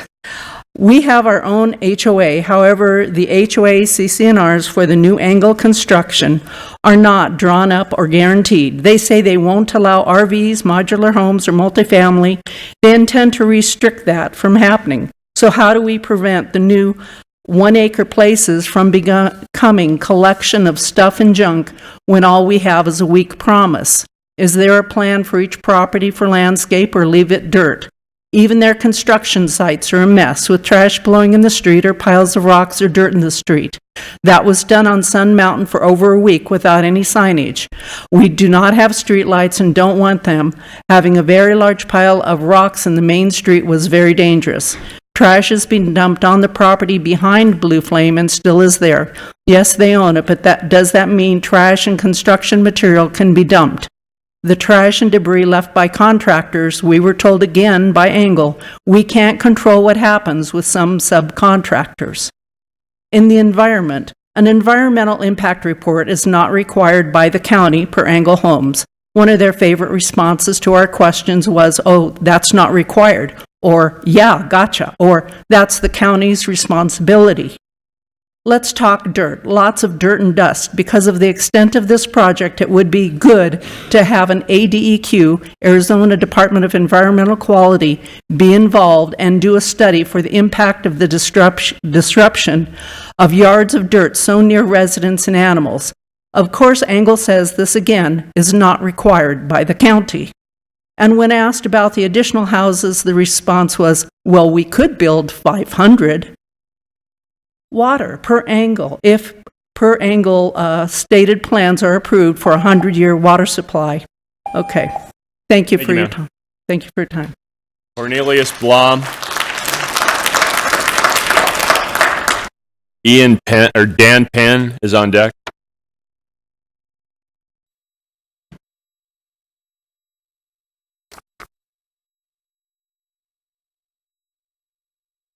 Yeah, my name is Cornelius Blum. I live at 1195 North Emerald Springs Way in Fountain Hills Estates. I've lived there now about 2.5 years, have some real good neighbors. They always keep the place clean. And I just hate to see the new houses coming in. They're going to have all this traffic. And they're talking 1 acre or houses at the moment, but who knows, maybe another year they get that built up, they start cutting it down to maybe a 1/4 acre per house. I just can't understand this, why it's going on. I'm worried about the water at the moment because we don't use much water, but we're just single people. I think for the way they're building in town, I don't see how they're going to be able to keep up with the water.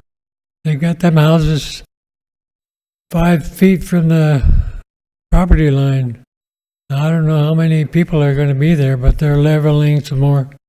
And I'm really against this subdivision. And thank you. Thank you, sir. Dan Penn. William Grassie's on deck. Hi, my name is Ian Penn. I live at 2071 East Cali Allende. I think it's good that the newly elected representatives get a chance to listen to the people and decide if they want to grant the developer the privilege of rezoning a parcel against the interests of the people who live there. We attended the neighborhood meeting with Angle, and it was one step away from an angry mob. My wife, Andrea, had to calm people down. I asked if anything was different between the first time it was rejected. He stated that nothing has changed. There might be some last-minute concessions today, but I don't think they will address the 2 major issues, traffic design and a dwindling water supply. They are the same issues that were presented when you denied the neighboring Cali Castano rezone in February, and the same issues presented when the original rezone was denied in December. It is the exact same water source, and it's on more congested roads. The difference is scope. This project is 5 times larger. I'm sure you're aware of the water issues facing the Kingman Subbasin. Every geological report has identified a lack of water as significant risk to the area. The reports talk about how much water is withdrawn versus how much is recharged, and they may disagree on how fast the aquifer is falling or how much time we have left, but they all agree it's unsustainable without change. We are now using 1,000% more water than when the water adequacy determination snapshot was made almost half a century ago. At the time they took this snapshot, Kingman was using 3,500 feet. It is now using 44,000 acre feet. They estimated a 1 foot a year static water level drop. This is significantly less than the 3 to 6 foot a year in recent studies. The location of the well is on the margins of the Kingman Subbasin, which is supposed to be desaturated the soonest and has already had the largest aquifer drop in Mojave County based on microgravity. We have neighbors whose wells went dry, but there are many more who live outside the 300-foot protest zone who are hauling water. Many of these people spoke to you in February. These wells were constructed to similar depths and at standards as the Foothills well. They are not shallow wells. I asked for the traffic study from the developer, and he told me the county could provide it. The county has not provided it, despite asking multiple times and filling out a formal request. The reason I want to see it is because much of what is proposed doesn't make sense. Funneling 2,500 trips a day, according to Angle, in front of people's front doors and directly in front of the community mailboxes seems reckless and irresponsible, especially when North Stockton Hill receives almost 10,000 trips a day and has some of the highest traffic in Kingman. There are 2, maybe 3 households who actually reside in this area that support the rezone request. There are more than 65 households who oppose the request. Please support the people and what the people want. You have the right to develop your property, but you don't have the right to rezone, especially if it's not responsible. Just because something was done poorly in the past doesn't mean we need to follow that design plan or designation today. Thank you. Thank you, sir. William Grassi.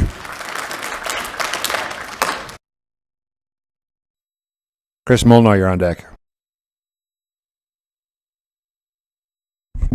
Thank you, Chairman and Supervisors. My name is William Grassi. I live at 1688 East Allo, and I just came up here to oppose 37 and 38.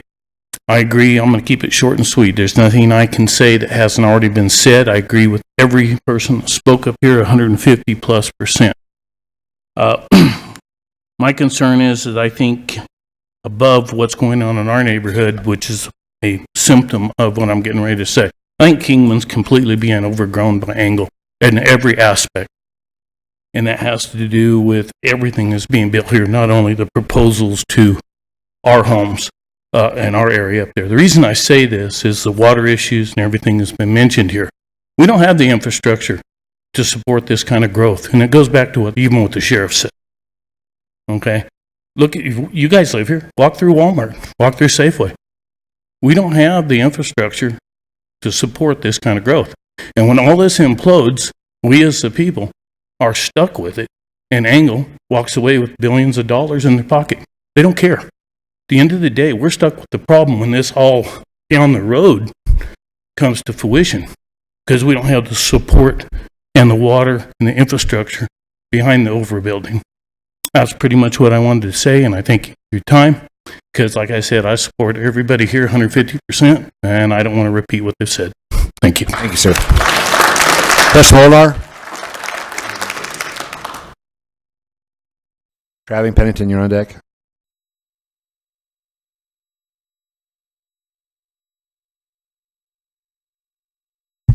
Thank you, gentlemen, for the opportunity to speak to you in opposition to the rezoning.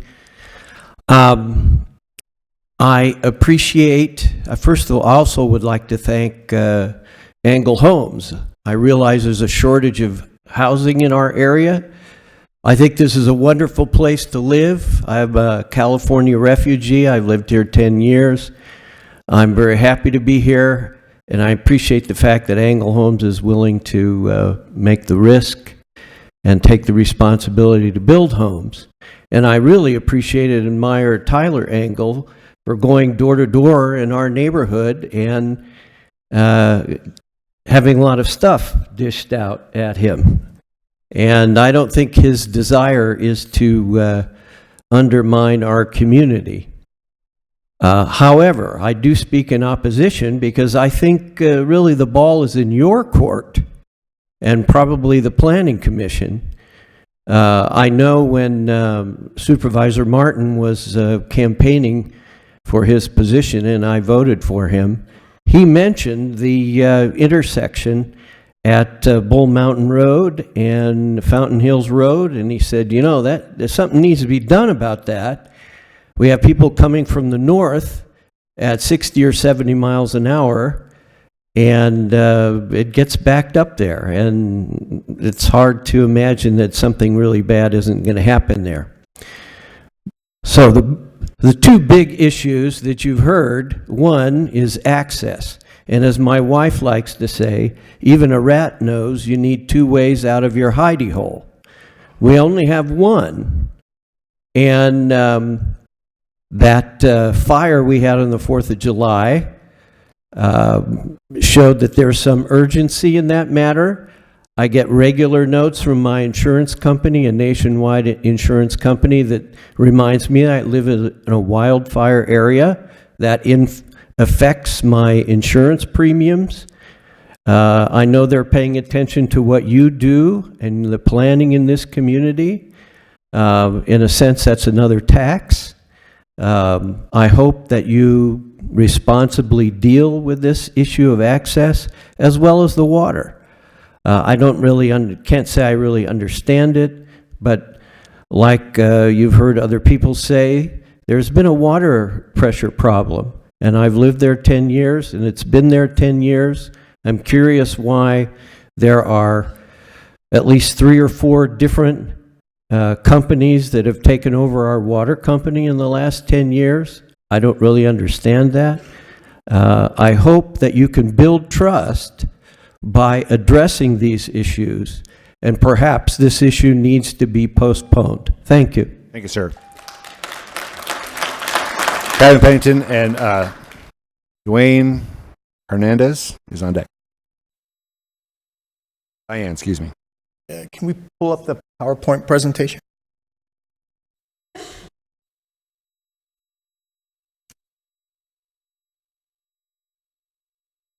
We have a PowerPoint presentation to bring up. There, it's been pulled up.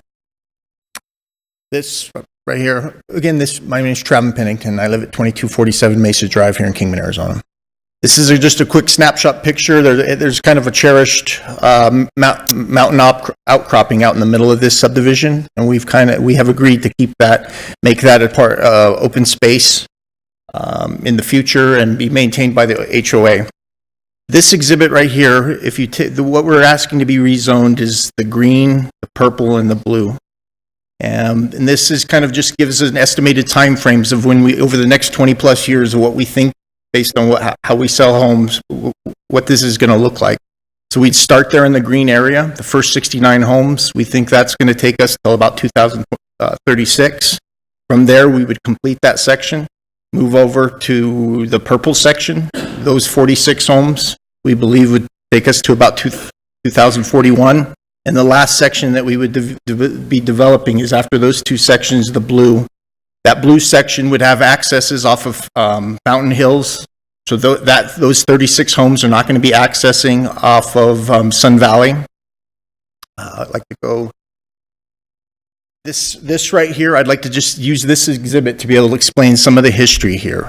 So in 1986, the county, I think it's an important component, the county initiated a rezone on this property and thousands of other acres all north of Kingman to take it from what was just an agricultural zoning, which kind of wild west from the 60s, and took it and brought it in and added these restrictions. So like the 10-acre minimum, that was added by a county-initiated rezone. That was not the owner of the property or the past developer asking for this.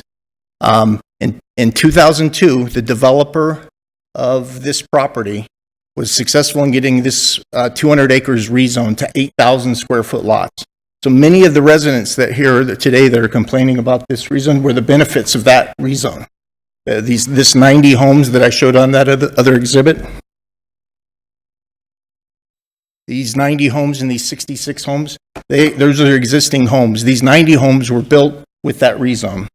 So I'd like to go now. We, on March 6th, we had a neighborhood meeting out there. These are just some facts and some concerns that the residents brought up. Tyler, when he gets up, he's going to talk more about the water. We believe, we've had a traffic engineer look at the capacities of Sun Valley, the 70-foot right-of-way, and at full build-out, they believe that that road, even at full build-out, will still be under trafficked. We've also, at these meetings, there was lots of concerns about traffic, and we've had to do some soul searching at Engle Homes.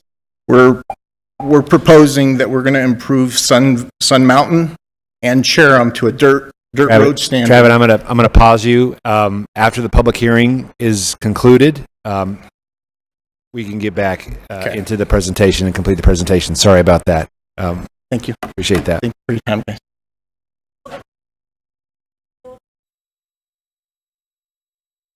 Diane Hernandez.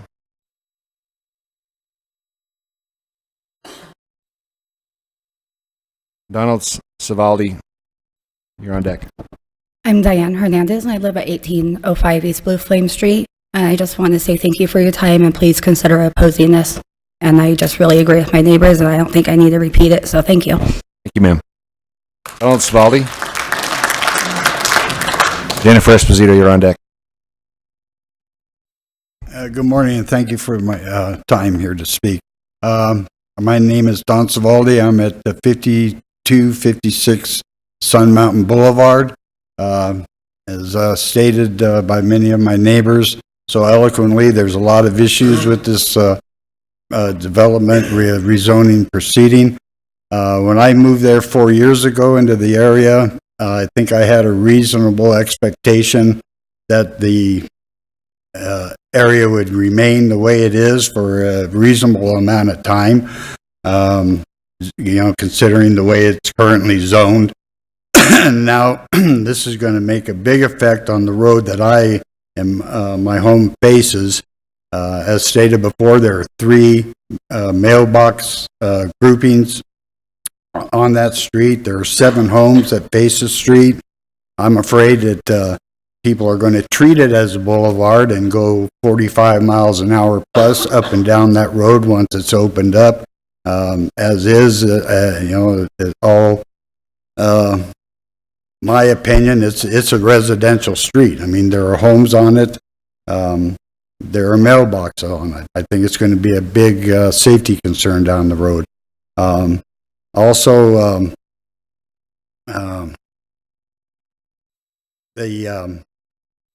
just general pace of growth out in Kingman, I also agree with, is just getting a little bit too ahead of itself and unable to support us that are already there. That's like I say, everything's already been kind of gone over, so I'll go ahead and concede my time. Thank you very much. Thank you, sir. Jennifer Esposito.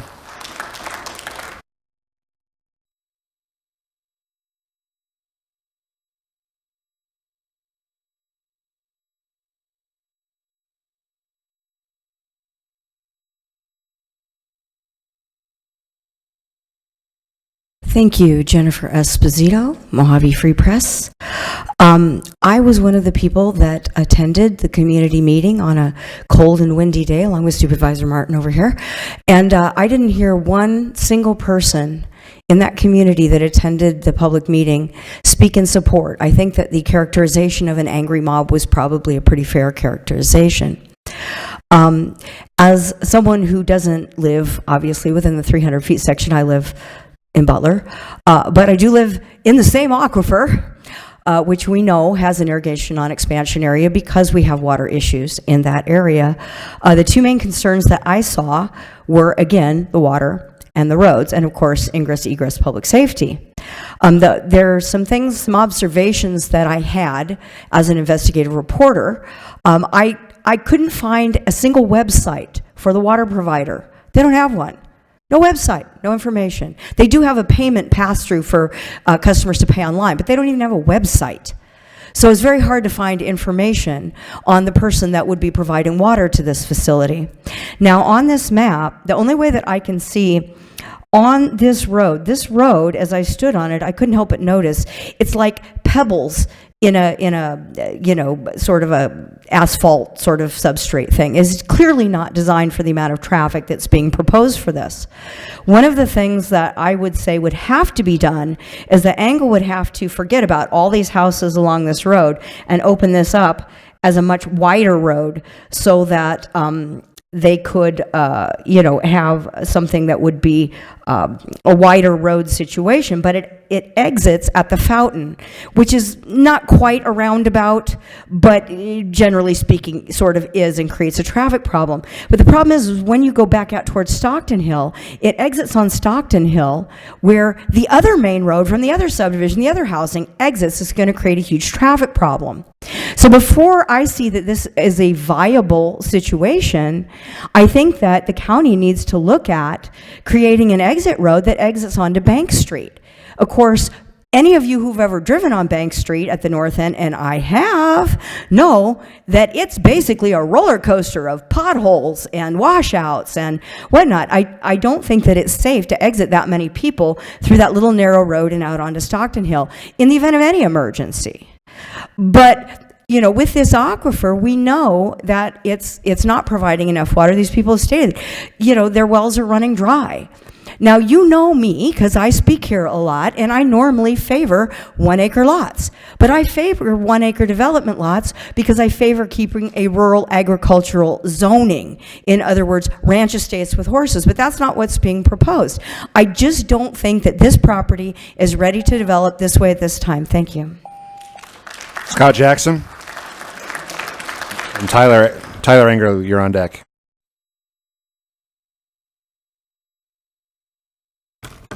Hi, thank you for the board. My name is Scott Jackson, resident here of Kingman. If we could pull up Travin's PowerPoint, I just wanted to touch on a couple points. You want to just give maybe 3 minutes of public comment, and then at the end, I'll let you guys come up and just finish out your presentation. I think it would help to just have one of the images, sure. if you don't mind. If we could go to maybe the second slide and just look at that. Does this work? Okay. So again, there's been a lot of talk about what zoning previously was here prior to 2023 that has since expired, but anybody that moved into the area prior to 2023, if they had done any due diligence, should have expected there to be more than 500 homes built in this area. And so it was our hope that we were working with the community to actually decrease the number of homes that were originally going to be built. So anybody that purchased a home prior to that is the zoning that was in place that would have allowed those 500 houses. And we're trying to decrease the amount of homes that we're going to go into there. Again, it's not an immediate 151 homes. It's something that's going to be done over a long period of time. The last subdivision that we built with 1 acre properties, we did about 1 home a month. That was what Travin was forecasting, and why it would take upwards of somewhere between 10 to 20 years for full build out. So just trying to put that in perspective for everyone. It's not instantly 150 homes. It would be a process as things were built in, and it's less than most of these residents would have expected when they purchased their homes. It's less dense development than was originally planned. And I just hope that we can keep that in mind, that we're doing our best to try and address some of these concerns. Some of my other colleagues will discuss some of the other thoughts that people had, concerns related to water and drainage. But thank you for your time. Thank you, sir. Tyler Engel. Thank you, Chairman and Supervisors. My name is Tyler Engel. I'm the president of Engel Homes and related entities. And I'd like to share a few documents here on the camera, if we could get that up. Wanted to address the water availability. Our subdivision area and future water usage has already been allocated for and approved by Arizona Department of Water Resources since 1998. This is the approval of their designation. I'm not sure what they're talking about 50 years ago, but in 1998 is when the ADWR approved Surbat water for 882 acre feet of water to be provided every year. And that equates to 2,646 houses, of which right now they're only providing 74 acre feet, and they have 357 houses connected as of their last filing. The wells are actually a couple miles away. At this point, 2 miles to the east is where Surbat's wells are. Closer than that actually is a city well, and it's a different color here. This is from the state website because this well of the cities is monitored for its well level and periodically, and that shows on this chart here. So this is that well, all of the readings that were not taken while it was actively pumping, because that charges down for a few minutes. And as you can see, the reading in 2006 is actually only 1 foot different in water depth in that city well that's about 1.5 miles from the subdivision compared to the reading last year at 735 feet deep. So even though there is some issues in the aquifer, which I'll touch on, we feel like there's plenty adequate water and it's already been allocated and approved. ADWRE is the governing body, and by state statute, they actually have to review the designation of adequate water at least every 15 years, is what it says in state statute, ARS 12-15-715. So it's not something they just put on the shelf and never look at ever again. They have annual filings, and they're considering the aquifer as a whole. But yes, based on the USGS study that we all know about, the farms were determined to be growing too fast, so they put in place the INA, which restricts additional farming and institutes monitoring. And INA does not, however, restrict any municipal development. They even say in the report that further active management actions are not required and that an AMA is not necessary at this time. Even if an AMA was placed, actually, because it is in a designated adequate water area, it's still approved. It was pre-allocated before the farms, before a lot of other growth. Thanks. Thank you. That is the last speaker signed up. I'm going to close the public hearing, and I'm going to open it up to the board.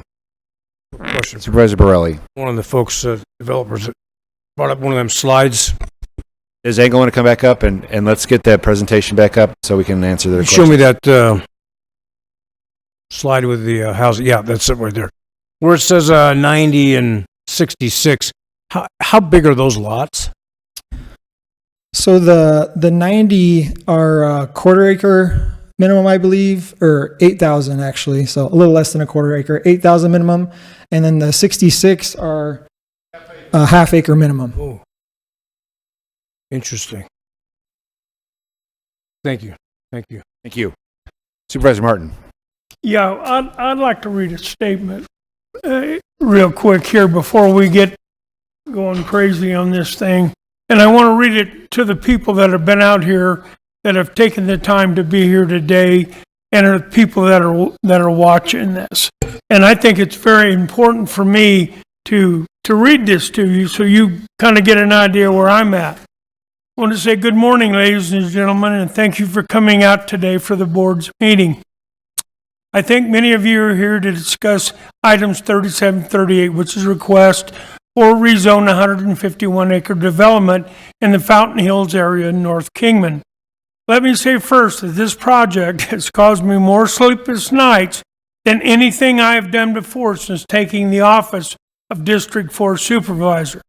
As many here can attest, I've spent a lot of time in the field and in my office reviewing plans, meeting with community residents who live in these affected areas of the proposed development, on the phone or texting with constituents who have offered insight and information. Meeting with the developer and his staff, both in my office and in the field, talking with and meeting with county staff on other projects that I've been involved with since I took office. also on this particular development. The reason for this extra work is that I wanted to thoroughly investigate this project and try and make the best decision for the community and the people I serve. It was not an easy thing to do, but that's my job and I take it seriously. I know that today's vote on this proposal will not please everyone. I can't and never will. It can't and never will. Some may say there was a winner, some will say there's losers. A couple of items, though, that I want to talk about before I go on. First of all, I want to state publicly and on the record that I have never took a campaign donation from Angle Homes, including Doug Angle, Tyler Angle, or Travis Pennington. My vote today is based totally upon my research with all the parties involved, including members of the community. I wanted to say that up front to allay any comments that may come after the votes. Next, I have looked at this project from all angles. I even looked at it from the air. If you see from the air, you will see that proposed area is currently completely surrounded by other developments. So this is not something that it's like a piece of property that's by itself out there in the desert. So I've looked at all of that.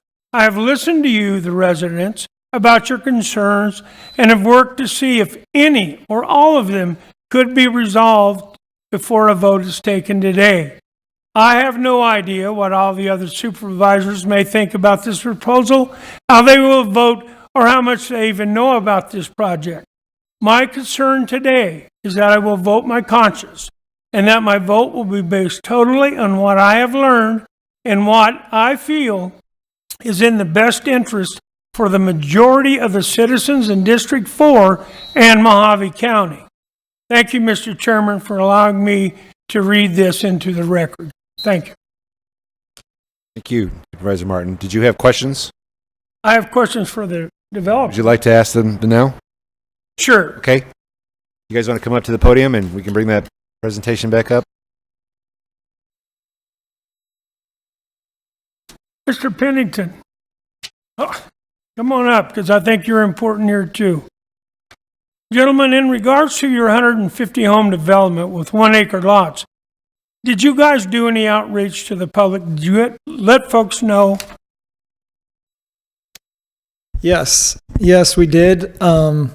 Again, this is a reconsideration, so the second round. But I did some door-to-door myself there to get some public sentiment, and then we did hold a neighborhood meeting that was a lot of fun, let me tell you. There's about 60 people there, so a really good turnout. The word definitely got around, and a lot of concerns were listened to, and we had some concessions or some things we wanted to do in the project that would address some of those. Okay, were there any people there that were in support of the project? I mean, I understand it was a loud and kind of raucous meeting, and I just wondered. I left because I had to go, but were anybody else there that actually supported this? Yeah, there were. So after I got off the back of the pickup truck and was done shouting responses because it was kind of windy, a lot of people that were left at the end said, "Yeah, we're not opposed to you. We don't support it, or we're not going to fight you or anything." But they don't want to get upset by their neighbors, right? That get mad at them for them to come up here and say, "Yeah, we're fine with it." But yeah. Okay. After hearing the issues that the folks, and I was there, about water pressure, fire protection, traffic issues, and problems with people accessing their mailboxes on Sun Mountain Boulevard, have you made any changes in your proposal to address those? Yeah, so not in the formal proposal, but as we explained to some of the residents, we have moved mailboxes in Kingman before. There's Central Avenue in Kingman. This is a collector, very similar, and a different developer put like 12 or 16 cluster boxes on there, and we just realized it was becoming a problem. So we asked permission of the city and the post office if we could move those, inside the subdivision, and we moved all those after getting approval, so they weren't on the busy road. This one here, Sun Mountain, it actually has a little turnout where some of the boxes are set, but then further down, someone put cluster boxes just on the edge of the straight street. So we would propose either moving those to the turnout area or even to move them inside the neighborhood streets of the subdivision so they're not on the collector. So just to state, you're going to move the mailboxes off that Sun Mountain Boulevard for safety reasons, and the residents are absolutely right. While we were at that meeting, I watched people walking over to their mailboxes, and there were vehicles going back and forth, and that is an absolute legitimate concern. But you're willing to make that concession today on the record that you're going to move those off that main collector street, Sun Mountain Boulevard. Yeah. Order, please. Order, please. Okay. So, another thing. You submitted water pressure tests and locations of storage tanks to feed the neighborhood. Did you provide, or do you have that information from ADWR from Foothill Utilities that there is in fact a 100-year supply of water, even though it is deeper down in the ground? Yes. Yeah, we have the state designation, and actually when you call them, they point you to this page that we have on our slides and say anyone that's currently listed on this is still active and an approved adequate water supply. So that's where they pointed us to. And then we also have the actual report if you wanted to see those as well. So that's information that's public, has been verified, that ADWR has stated that there's a 100-year supply of water out there. Yes. Okay. Now, one of the concerns that I heard from the residents were about a utility easement for water access to homes on Sharon. There was 3 homeowners that I talked to that are on Sharon that lost their water, and they're now water haul or something to do with a deeper well. I noticed in one of your reports that you submitted, you stated that you will record a utility easement for water access for those homes on Sharon. Is that correct?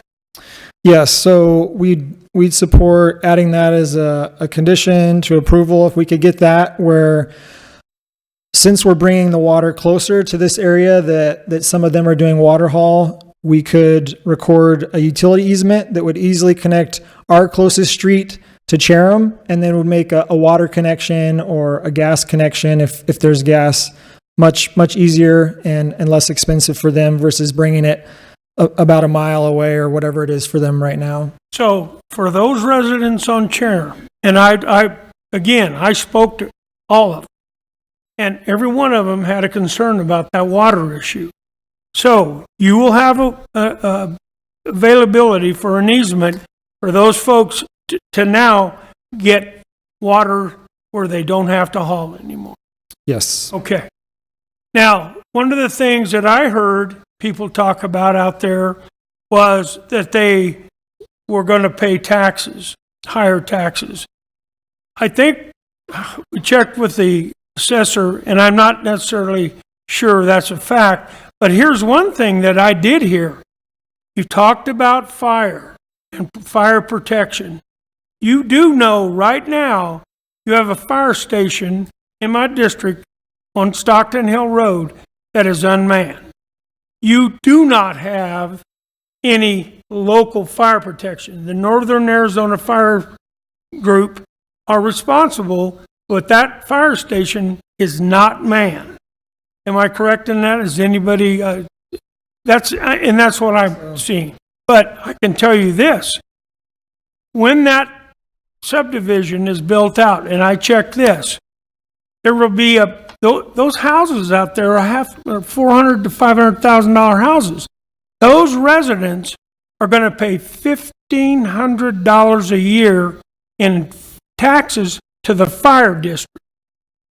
That's going to give them money to hopefully man that station so that everybody out there's got fire protection. Okay? Now, That's what the information, okay? So, here's another thing that I want to confirm with you.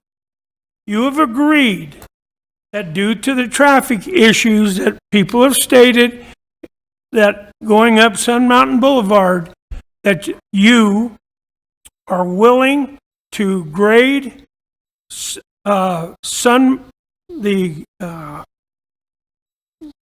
main road at the fountain. You're willing to grade that to county standards all the way to Sharon, north on Sharon, all the way to into your private property development. Is that correct?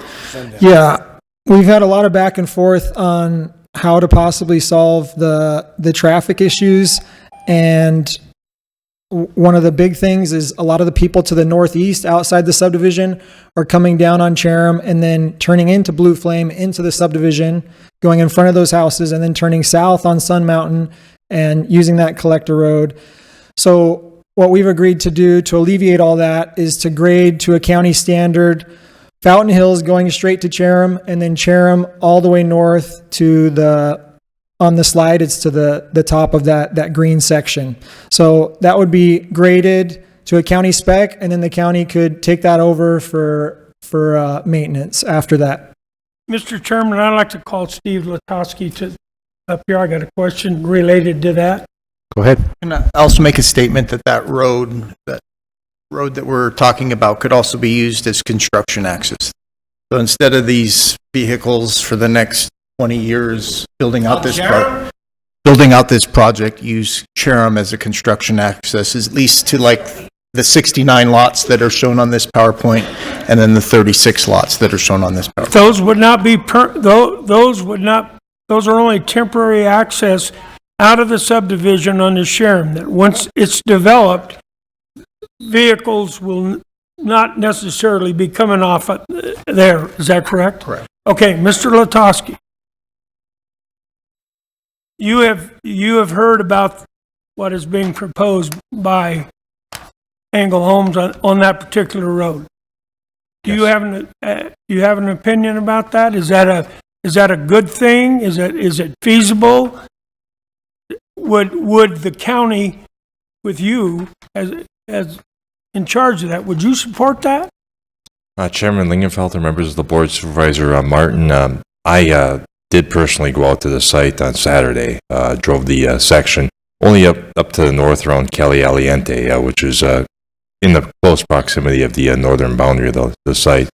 I see no downside to the proposal to developing Chatham. A section of Fountain Hills Boulevard would have to be developed as well, right, because it ends at Sun Mountain. I think everybody knows that. And I think the developer has agreed to do that. Yes. He's going to grade Sun Mountain all the way down to Chatham and then go north all the way to the end of his property. The county, through our Public Works Department, through our right-of-way use permit process, continually maintains the opportunity for any person or entity to apply for a right-of-way use permit to improve an otherwise non-maintained county road, submit engineering plans, and bring a roadway up to either an unsurfaced county standard, and the applicant would then obtain an approval to construct from Public Works, and ultimately Public Works would be right there with the person or entity to close out the project pending construction to that plan that was approved. Okay, so by doing this, it alleviates all that traffic coming from up north and turning onto Blue Flame and then coming down through the paved road. That will alleviate all that traffic, correct? Chairman Lingenfelter. Order, please. Order, please. Thank you. Supervisor Martin, and I'm only speaking in generality here. Sure.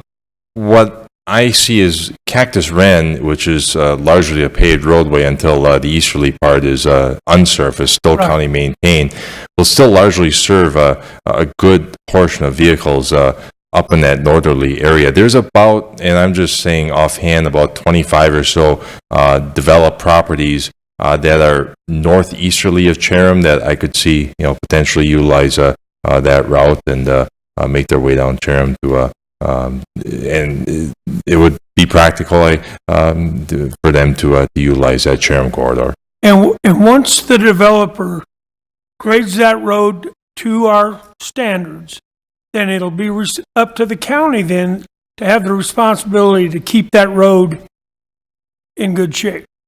Yes, if the entity improved the roadway to the plans that were approved, Public Works would inspect, and pending our confirmation, we would present the roadway to the Board of Supervisors with a recommendation on whether to accept it for regular maintenance. And in your opinion, speaking of regular maintenance, how many times a year do you think the county would have to go up there and clean that road up? Chairman Lingenfelter, Supervisor Martin, under our regular maintenance system, the roadway would be placed in a blade maintenance route. So it's a circulatory route that generally provides for maintenance of all the roadways on that route, which are all in the regular maintenance system. These are the unsurfaced roads on an interval of about 6 to 7 weeks, every 6 to 7 weeks. Okay, so about eight times a year. It's just not going to be a one time and done process. Once it's in the county system. That is correct, yeah. Okay, thank you. That's all the questions I had. Thank you. Supervisor Borelli. Yes, thank you, Mr. Chair. I got one question for the developer. Are you planning on putting up streetlights? Based on the current approval and application, staff told us that streetlights needed to be in the preliminary plat, but we're planning on submitting a petition to remove those because it probably doesn't make sense with acre properties, especially to need to do streetlights. Mr. Chair, one more question. On the other properties there, Fountain Hills, are there streetlights there? In those properties? That are in the neighborhood? Oh, 9.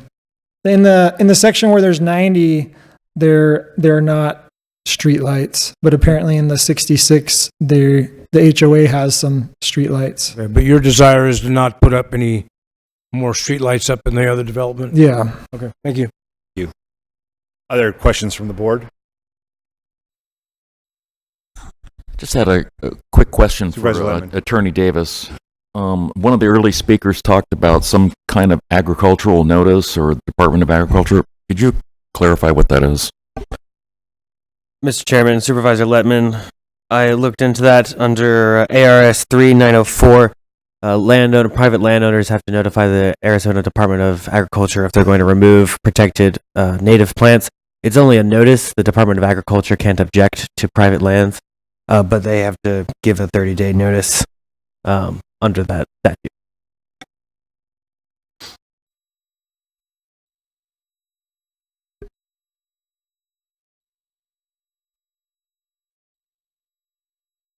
Yeah. Supervisor Gould. Thank you, Mr. Chairman. I believe it also requires them to give people the opportunity to relocate those plants, I believe. But that's not my question here today. Director Holtree, I got a couple questions.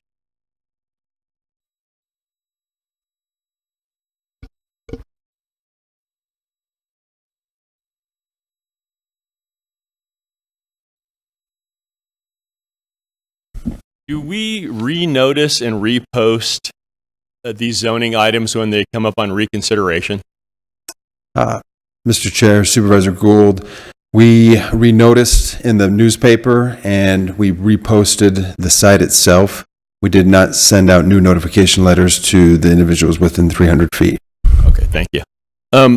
Someone also mentioned that the county initiated a rezone of this area. I was unaware that the county could initiate a rezone without the permission of the property or the request of the property owner.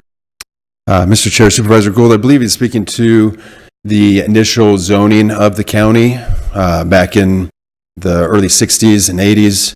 The county went through and actually placed zoning on the parcels within the county. And this one, in this instance, this parcel received the 10-acre minimum lot size, the AR 10A. So that was more of a somewhat of a master plan, Correct. so to speak. Thank you, sir. Thank you, Chairman. Thank you. Scott, while you're up there, I got a couple questions for you. Yeah. So, proposed 150 homes for several years, but that it would necessitate, obviously, probably a homeowners association. Are they doing retention basins or detention basins on site? Are they doing either post lights or house lights? How do they get compliant with the zoning ordinance and the codes? Yeah, Mr. Chair, so the land division regulations do stipulate certain requirements for 1 acre lot sizes. Stormwater retention is always a requirement. Ever since, I think it was 2010, we had standards for stormwater retention, so they will have to provide on-site stormwater retention. They'll have to do a drainage report, which will show that they meet those standards. Traffic impact analysis would also be required as far as the impact to the subdivision and the amount of trips that would be taken to the site.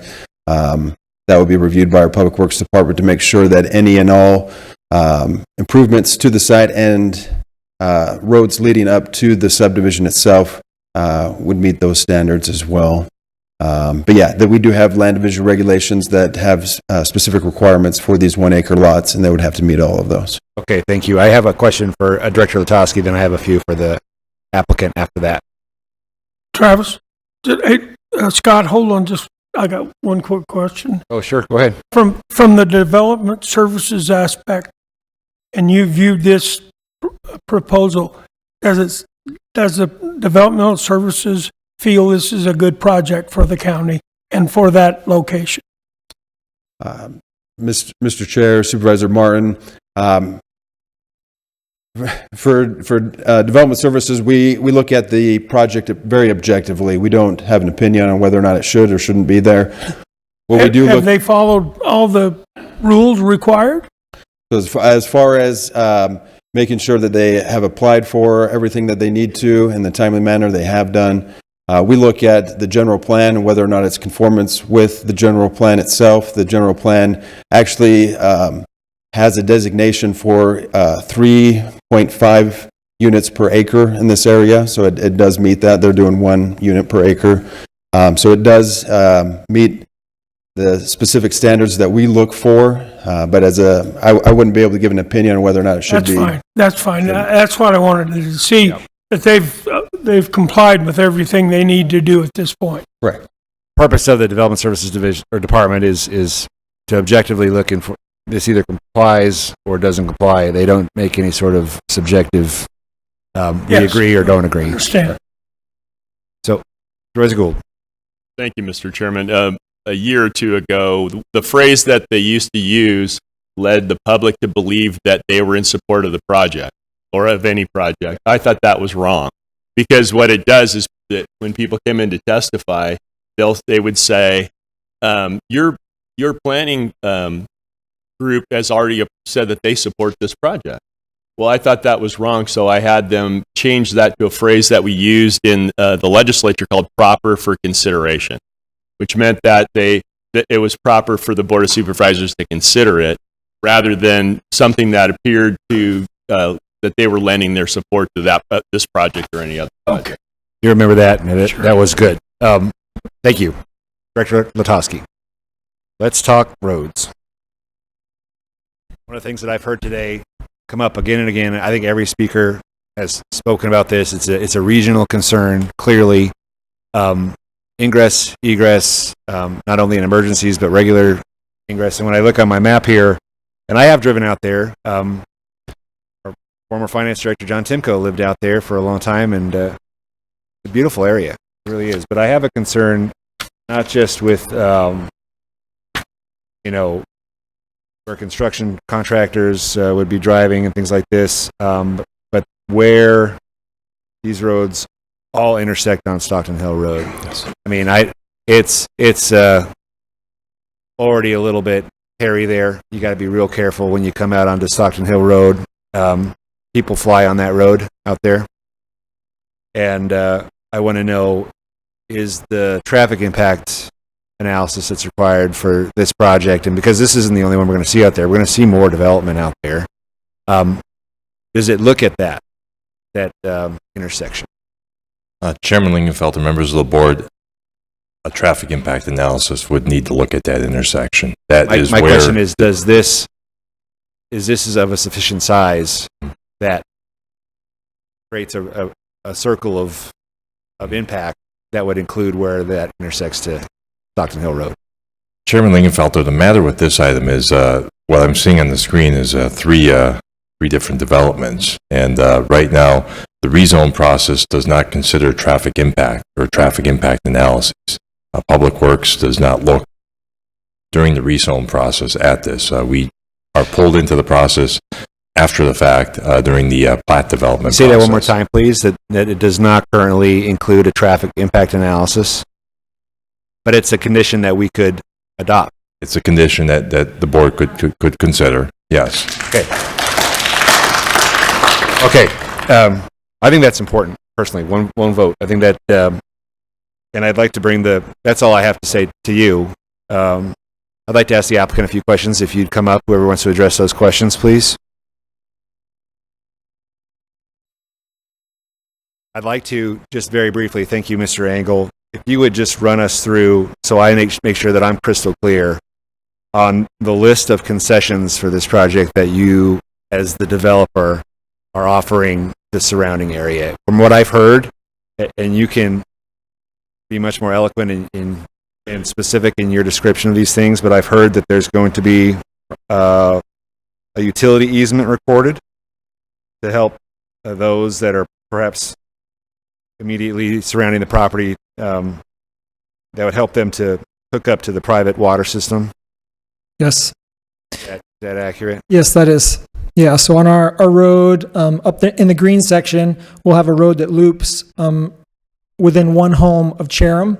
And so in between one of those lots, we'll connect our road to Chatham by a utility easement. So the water pipe that we run in Chatham, or in our subdivision, would be able to easily be connected to the homes on Chatham. And there'll be an easement recorded to allow all that stuff to Yes. happen, so it's not a huge headache for people. Yep. Okay. I heard that the mailboxes, safety concern, that there's going to be a relocation. You're going to be looking to coordinate with both the United States Postal Service and any other regulatory authorities that have to do with where mailboxes go, to relocate those to an area that's safe for residents. Yes, yes, we are. By me again, and where that's going to go, where that would go. I would relocate them wherever anyone wants them to go. There is, I don't know if we could get a different map or the GIS that someone could zoom into the area, but on Sun Mountain, whoever built it, they built a little outturn for, I assume, the mailboxes. And so the lower mailboxes on Sun Mountain are in the pullout, but there's some North Sun Mountain mailboxes that are not in a pullout. So we could move them all to the pullout, or we could move even the pullout ones inside the neighborhood streets. Sir, you're out of order. I'm sorry. I'm not done with my questions yet. So that's something that is going to be, obviously zoning comes first. But we could work with the staff and the post office and say, where do you two entities think these are safest, and we'd put them there. What I'm saying is, in the development process, zoning comes first, then you get into a site plan, and a lot of those comprehensive, in-depth, very specific meetings. If this goes forward today, I would hope that you would continue to involve the residents surrounding. It's not just up to obviously U.S. Postal Service has the final say on where mailboxes go, but I'd love to get consensus or, majority feelings on if where you they live in this want it. neighborhood and your mailbox is Yeah, affected here, where ideally would you like to see those for Okay. maximum safety and access and just all that stuff? We've heard about the water system. I know that with those assured water supply certificates, is it either every 10 years or every 15 years, you have to re-up that certification.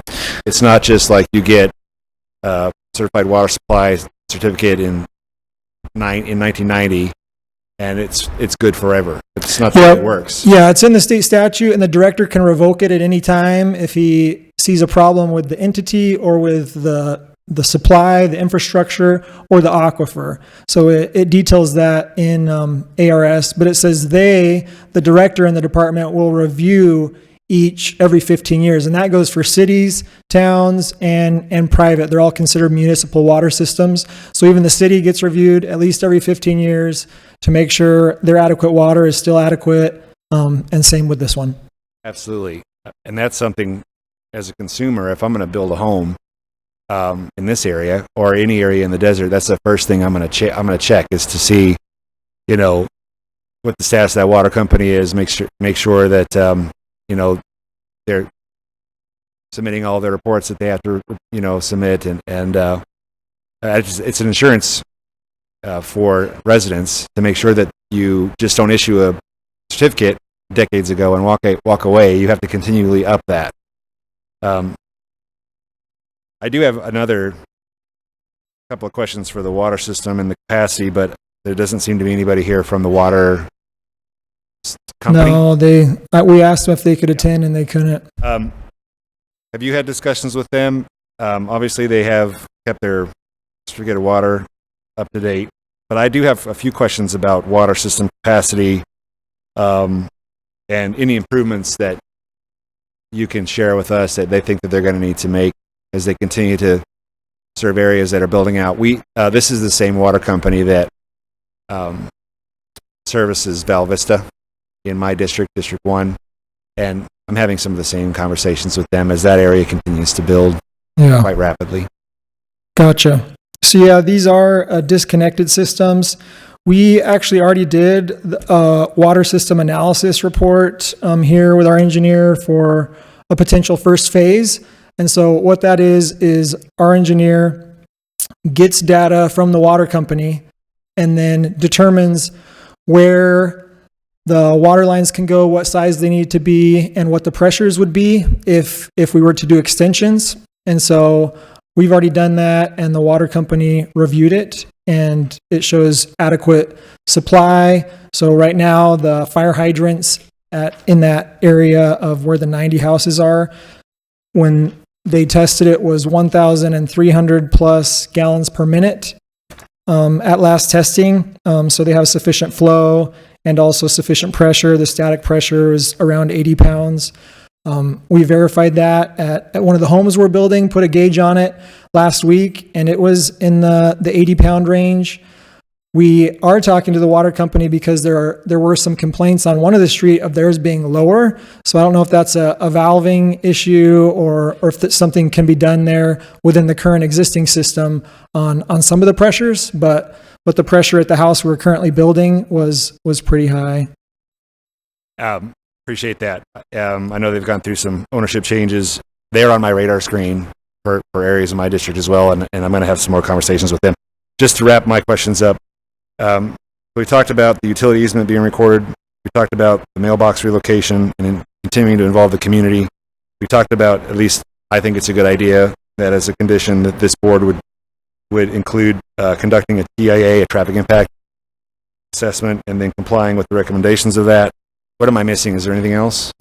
The road grading. So for the residents to the northeast to access Fountain Hills, and for a second emergency access, we're agreeing to grade from where Fountain Hills stops being pavement right now, which is at the southeast corner of that blue square.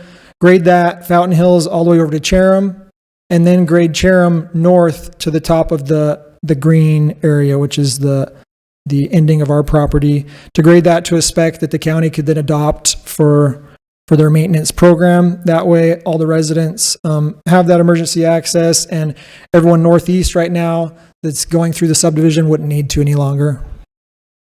At the completion of that construction work, you would be submitting a petition to include that in the road maintenance system. Is that correct? Yeah. Thank you.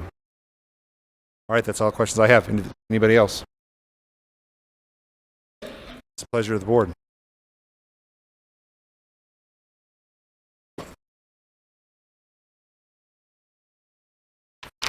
Sir, we've already gone through the public hearing process. I'm sorry. Thank you. No, that's not it. We've had a public hearing and everybody signed up, spoke.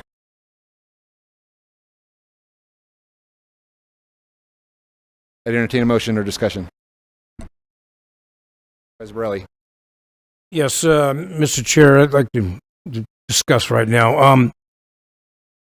What is on the agenda is to approve zoning to 1 acre lots compared to the other neighborhoods the other neighborhood properties are less than 1 acre lots.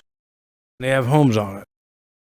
We're not really discussing design review and approval of the roads and everything else.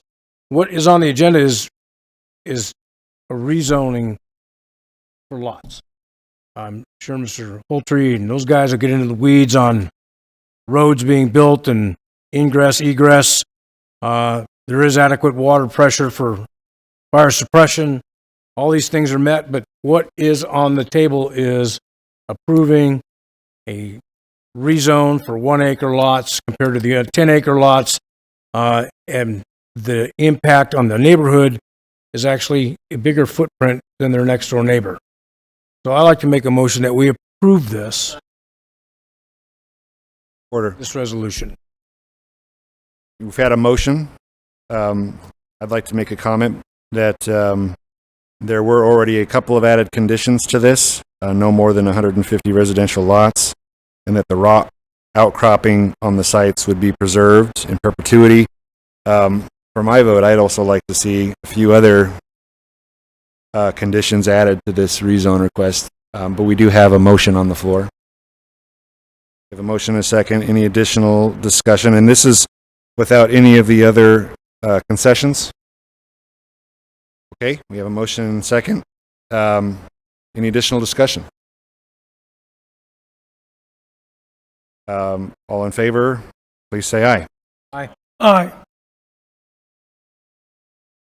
All opposed? No. You guys appear to have it. Item number 38. I'm going to open up the public hearing. Item number 38. Discussion and possible action regarding an adoption of BOS resolution number 2024-235, a preliminary plat and petitions of exception for Bull Mountain Acres, tract 3087, being a proposed subdivision of assessor's parcel number 330-32-002, 18, 20, and 21 in the Kingman City, Mojave County, Arizona. Commission recommended approval by unanimous vote. We have a few people that are signed up to speak. Ian Penn. Thank you. Sorry about that. It's kind of a moot point. Ian Penn, 2071, Cali Allende. I noticed that Angle is developing another subdivision on Chatham Road right over the city limits directly south of the rezone. It's called Eagle View. They made him pave Chatham for that project, and you could, as a condition, propose that he paves and connects his 3 subdivisions instead of letting all 3 be on islands. They're all connected on the same road. And then you also don't have to grant the exception for the double front lots, or at least you could restrict drive access so the plots can't drive through the access to Chatham. If you're not doing anything for Chatham, allowing all that extra traffic on Chatham doesn't seem very responsible. I got a whole bunch of stuff about inadequate drainage and other stuff, but I don't think that really matters. So thank you. Thank you, sir. Catherine Carbonetta.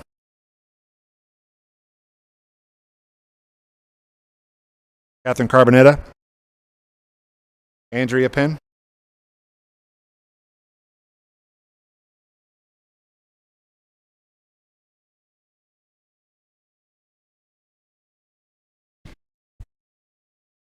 Andrea Caroselli, 2071 Cali Allende. I think what you just did was completely wrong, and you're going to pay the repercussions for that in the future with the lack of water. But based on this plot, I agree that there shouldn't be any streetlights, but I do think there should be sidewalks because you will have children in that neighborhood, and it would be nice to at least have the sidewalks. That's all I have to say. Thank you. Jennifer Esposito. Traven Pennington, you're on deck.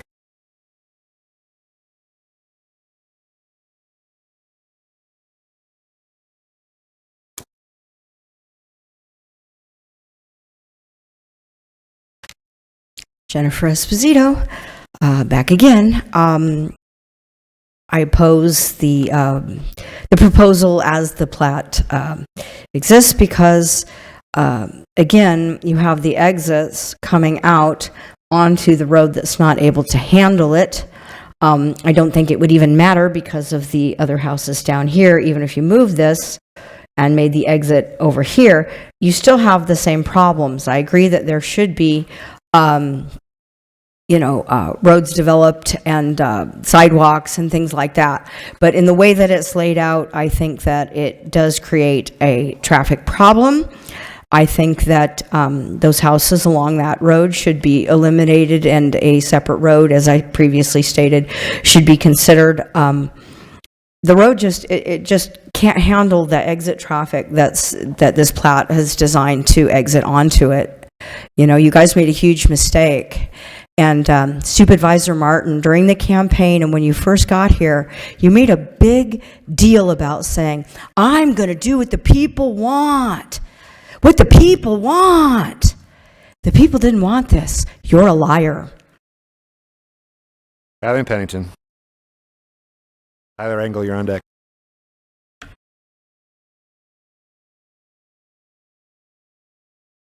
Can I have the power? Yeah, thank you. This is just an exhibit of the preliminary plat that we're talking about right now. The last lady that was up there had a map from maybe years ago that this is what we're proposing. And so the access to this 69 lots that are depicted on here and what this plat is about, the access is Sun Valley. So I'm available to ask and attempt to answer any questions. Tyler Engel. So to address the Cherem access, this proposed map, the preliminary plat, it's hard to see, but down there on the border of Cherem, there's already written on there a 1-foot VNAE, vehicle no access easement. So since we don't have any roads connecting to Cherem, we're not using Cherem, it's outside the subdivision, that's also legally saying the future property owners also cannot access Cherem because it doesn't make sense. They need to use the subdivision. So they can't have a gate in the back of their property that 50 years down the road gives them direct access to a bigger road or something like that. So that's why those are in there. And that's all I got. Thanks. Thank you. That was the last individual that signed up to speak. Is there anyone else that we missed? Seeing none, I'm going to close the public hearing. What's the pleasure of the board? Any discussion? I would hope that a condition would be added to do a traffic impact analysis. I think that's just a good forward-thinking thing to do as this area north of Kingman continues to grow. Traffic impact analysis that would really look at where those two roads connect into North Stockton Hill Road. I think it's a good idea. What's the pleasure of the board? Or is there any discussion? Looking for a motion. I'll move to approve item 38 as read with the addition of a traffic impact study to be. Thank you. I'll second that. Additional discussion? Yes. Wouldn't we just direct our staff to do that impact study, our engineers, rather than not if it's not required. It's not required unless there's a condition placed upon the rezone. Roger that. Any additional discussion? Hearing none. All in favor, please say aye. Aye. Aye. All opposed? No. Ayes appear to have it, do have it, so ordered. Okay, consent agenda, finally. Items 5 through 36. Supervisor Lettman, would you like to remove any items from consent today? Item 34. Thank you. Supervisor Gould. Thank you, Mr. Chairman. Item 15, 18, 19, 20, 21, 29, and 32. Thank you. Supervisor Borelli. Nothing. Supervisor Martin. I think Supervisor Gould got them all. Very good. I'm looking for a motion to approve the consent agenda minus items 15, 18, 19, 20, 21, 29, 32, and 34. Heard that motion. Do I have a second? All in favor, please say aye. Aye. Aye. Ayes appear to have it, do have it, so ordered. Item number 15, Supervisor Gould.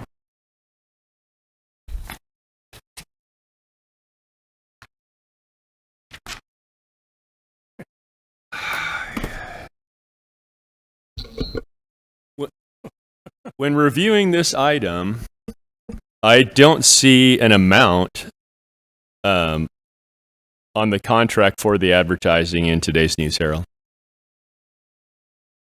Someone here to address that? Oh, thanks, Tara.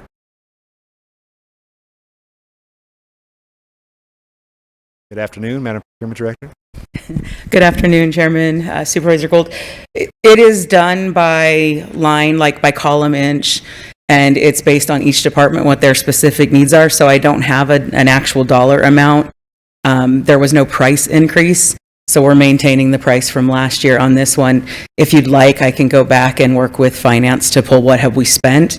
I will say it is a more expensive contract than previously with the minor, but we are getting more consistent service and we're not having the problems that we had with the Kingman Daily Minor. I think was only publishing like 3 days a week, so we were running into lots of problems with the legal publication notice requirements. Sure. So we don't have a rate quote or anything? There's a lot of rates in it. I can forward those to you. We didn't include them in this because there was no adjustment to the rate, but I can forward the contract to you that has each of the various types of advertisements that we do and what we pay per column inch. And the reason I'm concerned is we're asked to approve things, but we're asked to approve something with no price, which I'm hesitant to do. I can appreciate that. This one, there's a couple of things that I could offer. This contract doesn't expire until the end of the fiscal year, so if you'd like, you can delay this one. I can get information to you. Generally speaking, if we're not changing the price and we're holding it constant, we don't share that information, but I can easily provide it to you if you want to postpone this one till the I'd next like meeting. to see the price before I approve it. Yeah, I appreciate that. Motion to continue this item to the next meeting. We have a motion, but we'll go to discussion. Supervisor Borelli. We'll go to discussion. Discussion. Do you have? Well, to that point, I did some checking on this.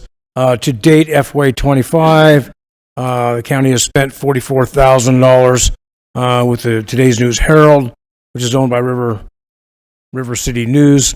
The county's biggest expenses so far in 25 has been for a tax lien of $22,000. Last year, FY24, the county has spent over $58,000 on these type of ads. So For that, we have a motion on the floor. Do we have a second for discussion? We have a motion. Any additional discussion? Hearing none, all in favor, please say aye. Aye.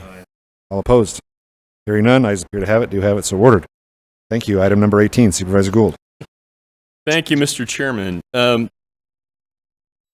Once upon a time, we're asked to approve this check register, effectively what that is, but all we have is amounts and names.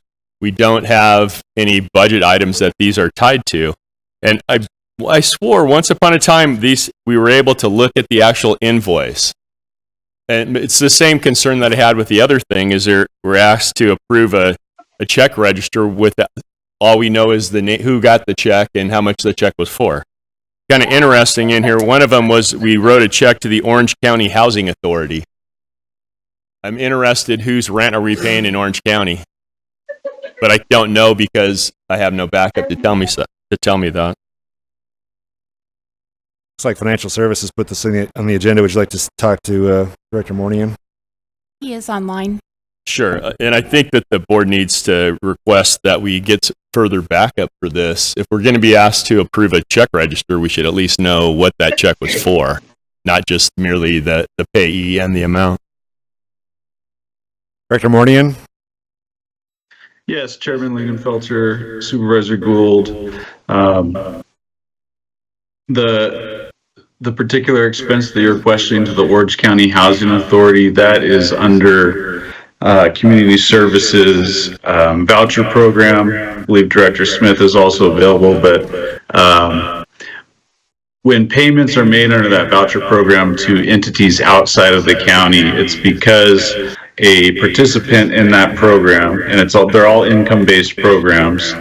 They qualified in Mojave County, but because it is funded with federal dollars from HUD, if that participant chooses to relocate outside of Mojave County to another jurisdiction that also has a similar HUD-based voucher program, they can rent a home or a apartment in that other locality, and it can stay under Mojave County's voucher program. It's basically something that they call porting, and it is a part of the HUD voucher program guidelines.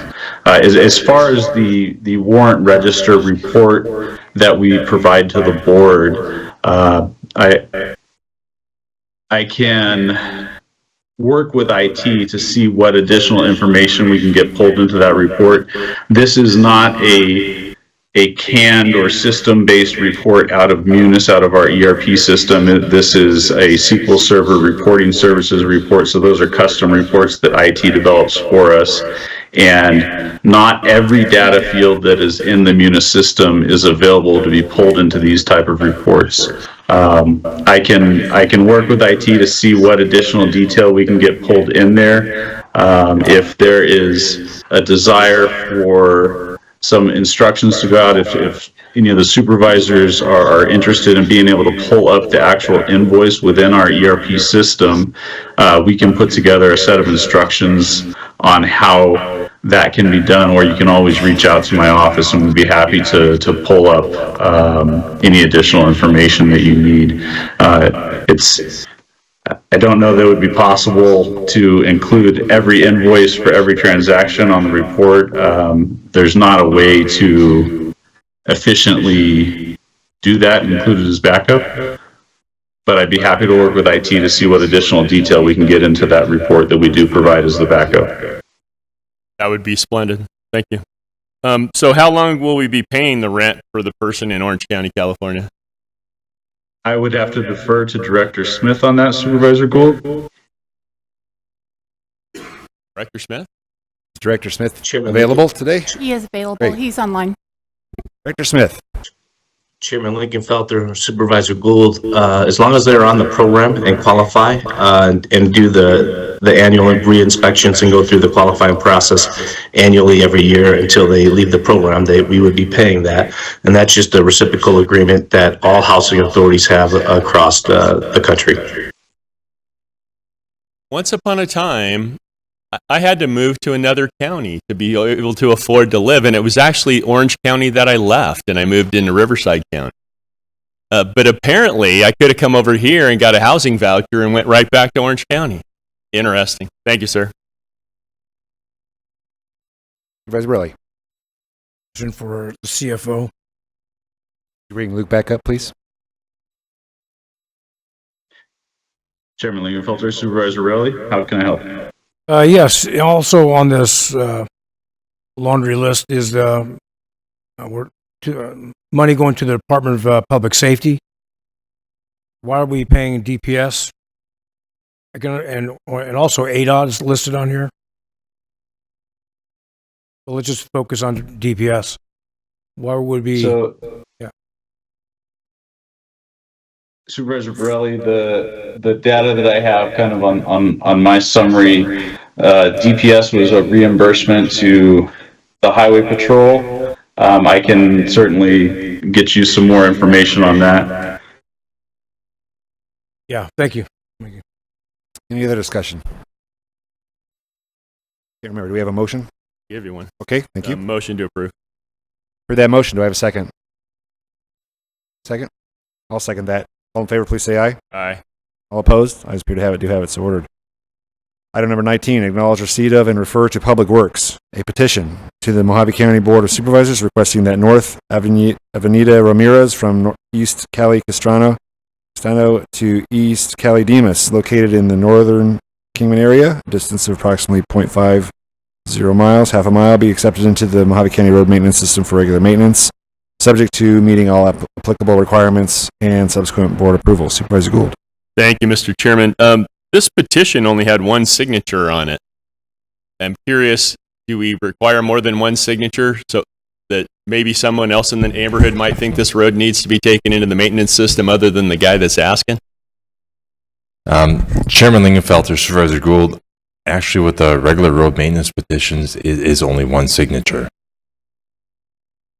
Is that a board decision?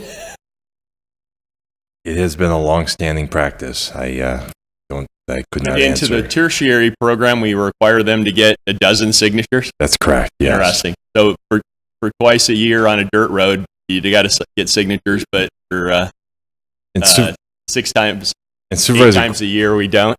And Supervisor Gould, there is some logic in that. The same process would apply to, say, a business entity that needs to extend a county unmaintained road, improve it, for the purposes of meeting their business needs, et cetera. So, again, the petition just falls to that single signature, whether it's a person or anything.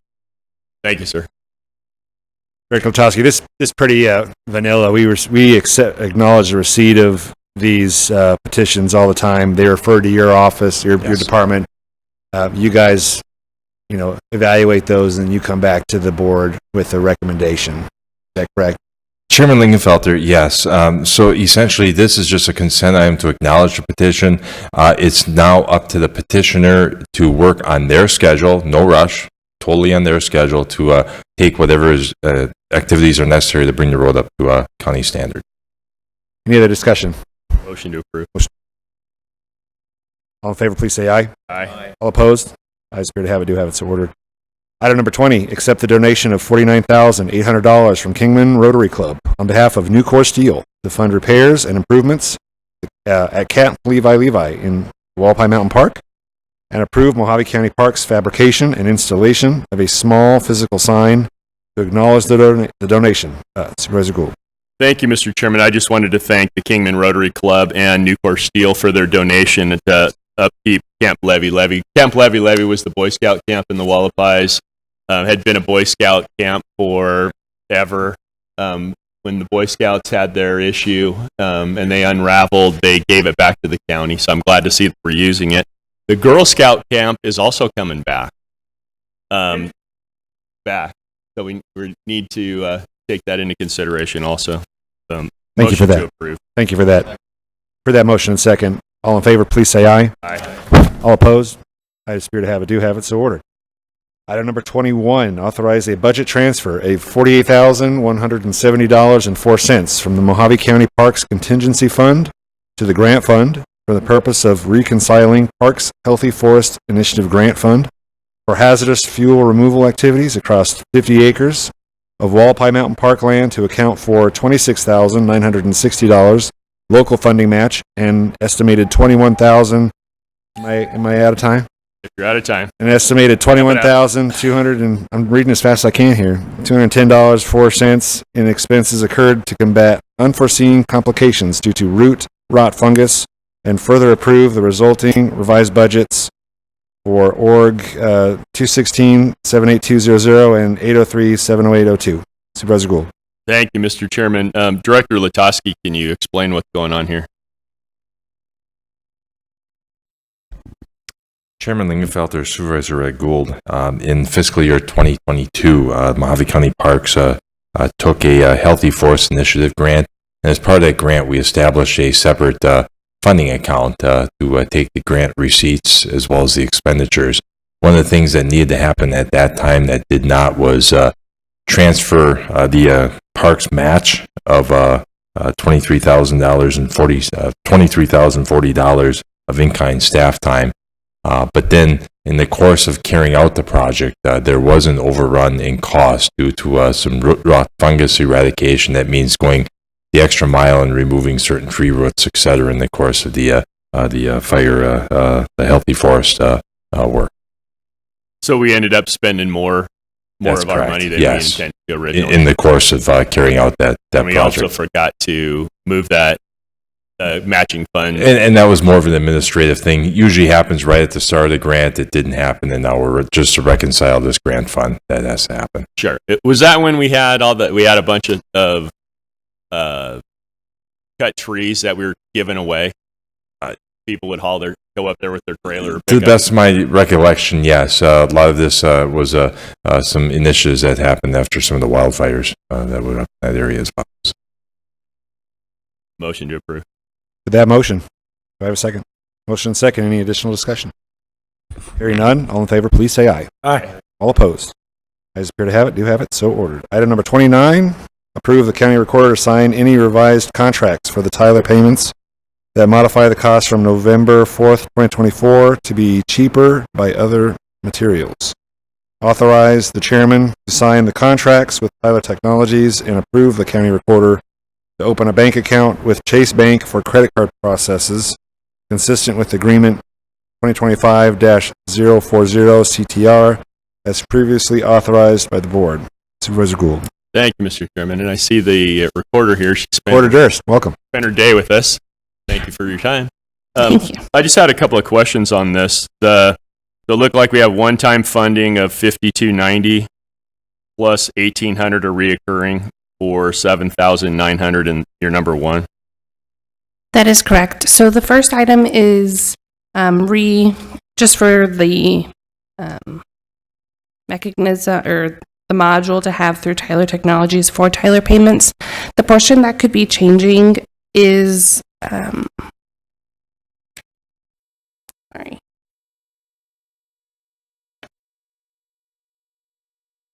not needing all 10 of those credit card machines. So the $5,290, that could be a decrease.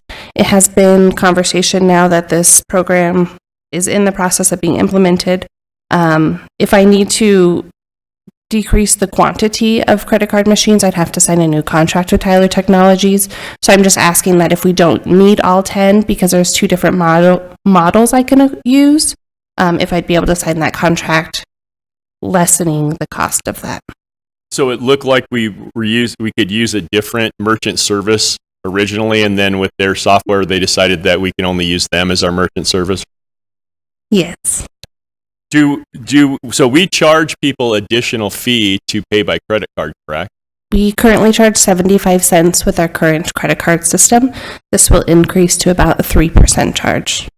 So do we still pay a merchant discount on our side? I pay 10 cents per transaction from my recorder budget, yes. Do we charge that to our customer? We do not. Okay. Well, it's paid from general fund, so it is paid by the taxpayers, but it's 10 cents per transaction. And there's a 75 cents charge that is paid by the customer to Wells Fargo. Okay. And we've decided not to push the 10 cents out to the customer. Because how it would have been a 3 charges hitting your debit or credit card at one time. It was at that time agreed upon by finance and procurement that we could keep the 10 cents in-house. Because when credit card merchants are seeing additional charges by one entity, it's usually flagged as fraud. So it would be a decline charge because of so many charges for one entity at the same time. So we're not going to pay. I know in my business, I might pay 3.5%. They call it a merchant discount, which is really should be called a skim. So if I charge, somebody charges $1, I get, 96.5 cents. So we don't pay any kind of a discount like that? Not to my knowledge. Thank you, ma'am. Thank you, Chairman. Thank you. Motion to approve. For that motion, do I have a second? All right. Any additional discussion? Hearing none, all in favor, please say aye. Aye. All opposed? Ayes appear to have it, do have it, so ordered. Item number 32, approve the use of general fund contingency monies in the amount of $1,886 to cover the applicable taxes of the commercial dishwasher replaced at the Juvenile Detention Center. Supervisor Gould. Thank you, Mr. Chairman. It appears from studying this that somebody forgot to include the sales tax in this invoice. People somehow have the impression that the county does not pay sales tax. That is untrue. The county does pay sales tax. I think we need to come up with, I've seen this come through before, not this particular item, but before, we need to come up with some kind of a process so we make sure that they're including sales tax. I bet this went through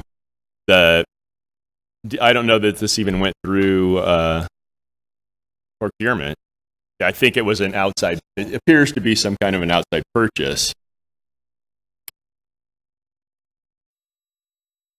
Mr. Chairman, Supervisor Gould, indeed, it was handled by the department. They had an industrial unit It was costing a lot of money in maintenance. They deemed after spending quite a bit that it needs to be replaced. They searched and got quotes, went with the best quote, and the fact that the sales tax not included was an oversight. They've come back to the board to correct that inaccuracy. Sounds like for the small dollar transactions that Tara and her staff need to take people to school. And actually, I can clarify a little bit too. Because it's a small dollar transaction, it's something that we can approve the PO. The item that came before the board previously was about moving budget. And so generally, if we're involved in it, we will caution and we'll make sure that the quote includes tax if tax is applicable. In some situations, it's not. This one was just a budgetary item and they forgot to include it with their budgetary request. So at the time that we had to issue the PO, we said there's going to be tax applied to this. They don't have the funding available. This item is coming back to the board to move the fund to the right place so that they can pay the applicable tax.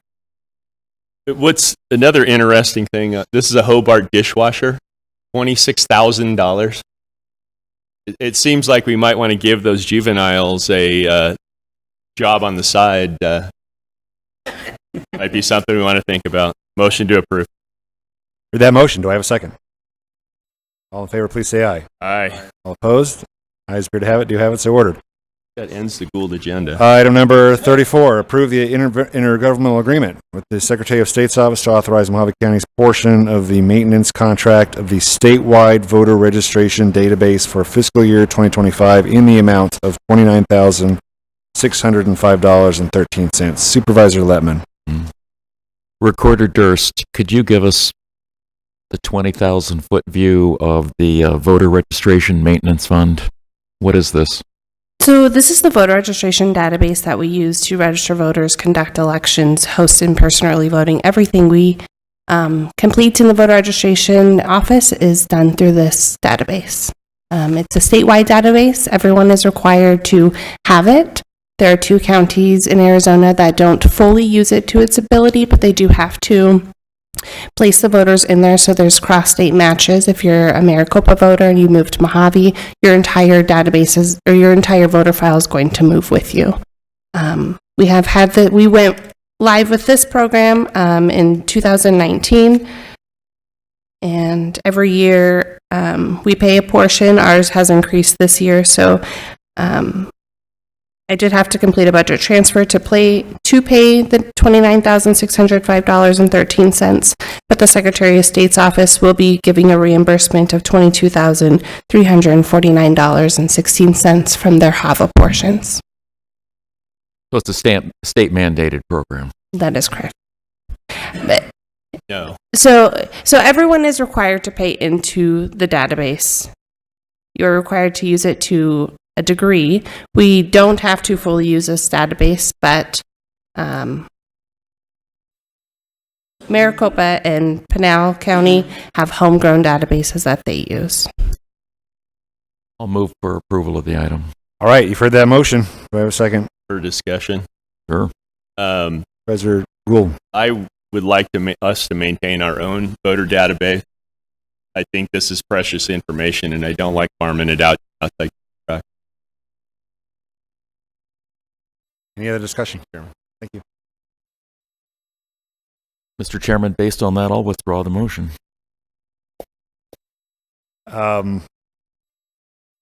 Okay, I'll make a motion that we approve this agreement and ask the Recorder's Office and staff, or maybe not you, but the staff and the Recorder's Office to maybe look at what we can do to do our own.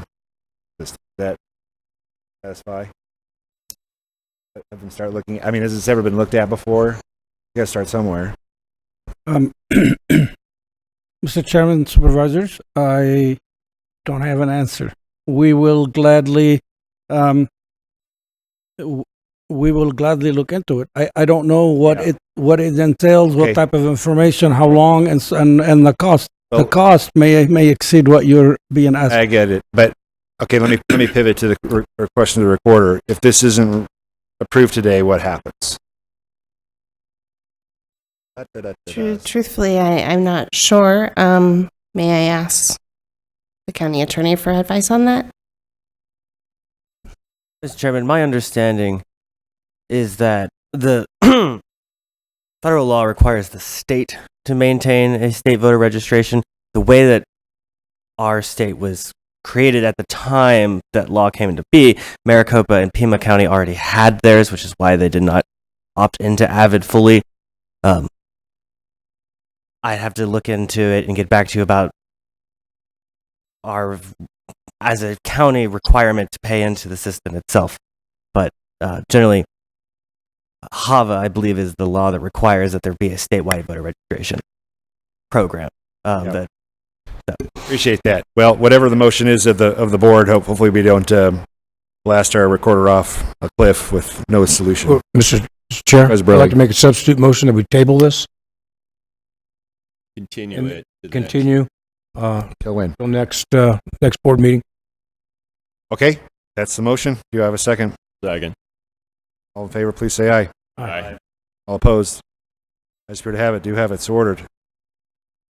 That concludes consent. We're going to go to regular agenda. Item number 39, discussion and possible action regarding authorize the Mojave County Flood Control Department to sell at public auction in accordance with ARS 11-2519, the property in Bullhead City, Arizona, which is described as Riverview Commercial Lot, Riverview Drive, 1310 Riverview Drive, Bullhead City, Arizona, 86442. To be held on May 5th, 2025 at 10 a.m. at the County Administration Building located at 700 West Beale Street, Kingman, Arizona. What's the pleasure of the board? Move to approve the item as read. Heard that motion. Do I have a second? All in favor, please say aye. Aye. All opposed? Ayes appear to have it. Do have it. So ordered. Item number 40, discussion and possible action. Approve intergovernmental agreement between the Arizona Department of Transportation and Mojave County and authorize the chairman of the Board of Supervisors to sign said agreement for the purpose of receiving $300,000 in federal aid with no additional county contributions or local match toward installing a concrete surface on county-maintained Hackberry Road at the Burlington Northern Santa Fe Railway crossing to meet up-to-date railway crossing standards. Would anybody like to hear from Supervisor or Director Latosky? Excuse me. Otherwise, entertain a motion. Make a motion to approve. I'll second. For that motion second, all in favor, please say aye. Aye. Opposed? I appear to have it. Do have it. So ordered. Item number 41, sitting as the Board of Directors for the DeSoto Drive Road Improvement District.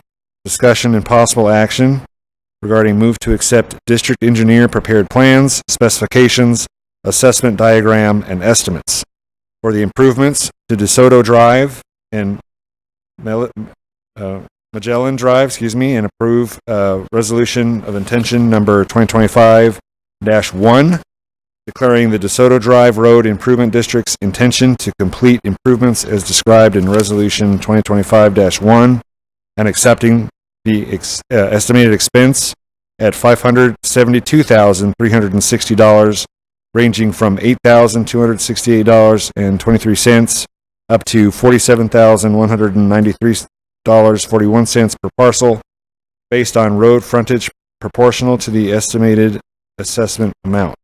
Direct staff to mail notification of the resolution of intention. Director Latosky, can you come up and give everybody an overview of this, please, before we get into board discussion? Thank you, Chairman Lingenfelter, members of the board. This is a resolution of intention for the board to direct staff to move ahead towards the hard surfacing of about 2,000 linear feet of DeSoto Drive and Magellan Drive. That's in the Mojave Valley area just off of State Route 95. What we have presented here is through the work of the district engineer that the board had appointed. Previously, it's a consulting engineering company, and the consultant engineer, the district engineer, has estimated the entire cost of the work, and that does include all the relative costs of potentially bonding for the project and associated legal fees to be $572,360. The approach in the assessment diagram would be for the properties to be assessed based on linear feet frontage on the improved roads. That's why you see the wide range of assessments from $8,200 to over $47,000. If the board were, the board of directors, acting as the board of directors for this district, were to pass this resolution of intention, staff would then provide notice of the pending assessment to all the property owners. Then there's a 20-day period by which the property owners may protest, and if there is a sufficient protest, staff would then bring the item back to the board to consider. Past that protest period, if we move past that, then there would be a movement toward soliciting an invitation for bids toward constructing the project. Thank you for that. I'd open it up to the board for a motion or discussion. Motion to approve. I wanted to discuss it a little bit. For that motion, do I have a second? Second. For that motion, second. Additional discussion? Supervisor Gould. What this is a way that the property owners can pay to have their road paved. People often say in the unincorporated areas, I want my road paved. This is the method that the legislatures come up with to let them do that. So that's what's going on here, folks. For that motion and second, all in favor, please say aye. Aye. All opposed? Ayes appear to have it. Do have it, so ordered. Thank you. Item number 42, we spoke about this in executive session. Do I have a motion? Mr. Chairman. Supervisor Gould. I move that the board instruct the county attorney's office to proceed with advice received in executive session. Thank you very much. Do I have a second? Second. That motion second, all in favor, please say aye. Aye. All opposed? Ayes appear to have it. Do have it, so ordered. Item number 43, discussion and possible action, instruct the Department of Economic Development, Tourism, and Film to implement a zero-based budget for the 2026 fiscal year budget. Supervisor Gould.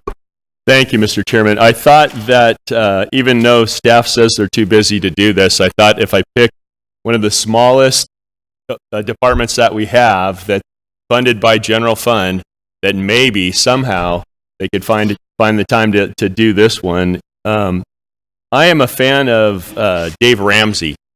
Dave Ramsey has a radio show, tells you how to stay within your budget and whatnot. And he calls the first thing that you do the baby step number 1. So maybe we could call this baby step number 1 towards zero-based budgeting. Thank you. Any other discussion?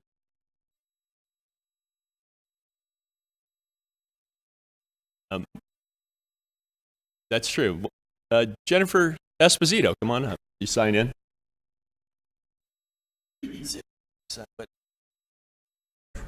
Thank you, Jennifer Esposito. I also signed up to speak on item 42, but Chairman Dipshit didn't call me. Anyways, I support this 100%.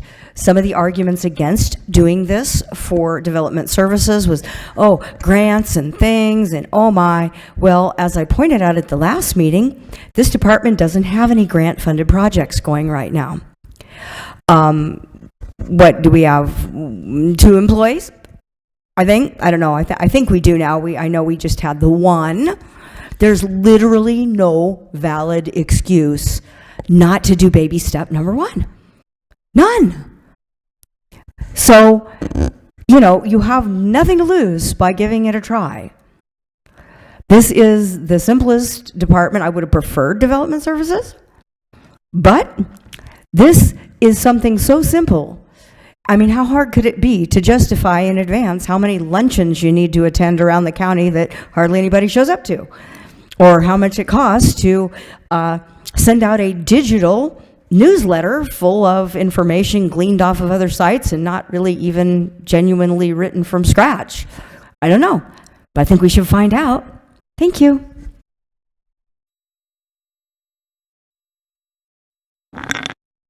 Open it up to the board. Additional discussion. Mr. Chairman. Supervisor Gould. Motion to approve. That motion second. Any additional discussion? All in favor, please say aye. Aye. All opposed? Can I get a clarification on that vote? Yeah. We do a roll call. Sure. Supervisor Letman? Yeah. Supervisor Borelli? Aye. Supervisor Martin? No. Supervisor Gould? Aye. And Chairman Lingenfelter? I'll vote aye, but I think it's maybe 3 months before the beginning of the next fiscal year, so it's going to be a tough lift. 4-1. It passed. Oh, isn't that? Item number 44, discussion and possible action, receive legal advice from the board's attorney, consider the board's position, instruct the board's attorney regarding contemplated litigation and settlement discussions for a claim submitted by Gallagher and Kennedy. I don't think that this requires any action at all, does it? Or No does action. Recommend no action. No action. Thank you. All right. Item number 45, discussion and possible action. Direct county staff to issue a request for proposals for medical examiner services that secures a direct contract with a licensed medical doctor, MD or DO, certified by the American Board of Pathology, APB, at least in anatomic and clinical pathology with experience in forensic pathology. Additionally, subspecialty boards in forensic pathology are welcome. The provider must provide a supervising licensed medical doctor on site, capable of providing autopsy services every day. The provider must be licensed to practice in Arizona and meet all legal requirements under ARS Title 11592, 11593, and 11594. We have one person signed up to speak, Jennifer Esposito.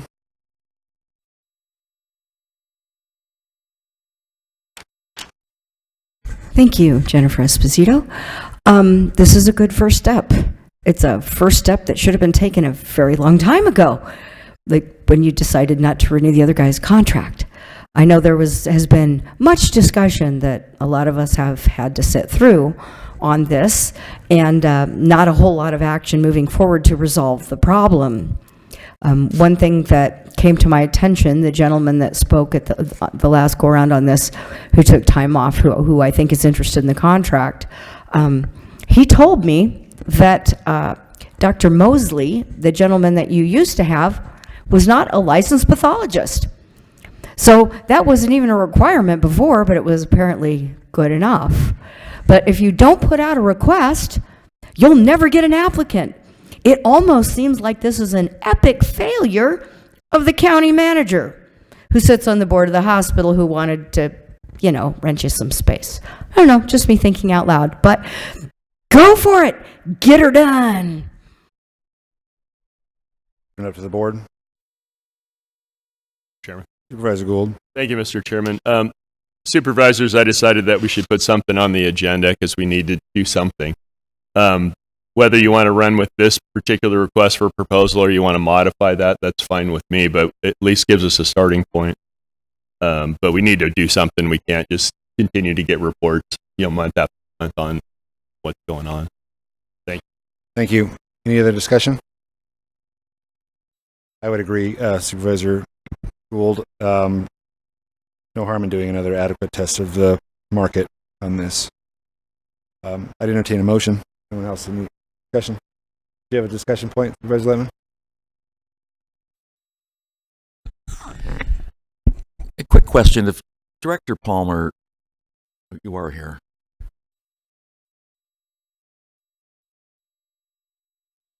I'm warm towards the idea of an RFP, but I just want to make sure we don't have a solution that's chasing after a problem here. The current provider of the contract, are we satisfied with the performance from your point of view as the public health director?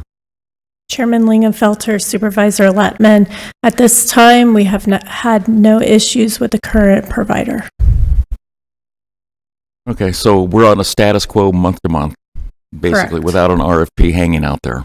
Correct. Okay.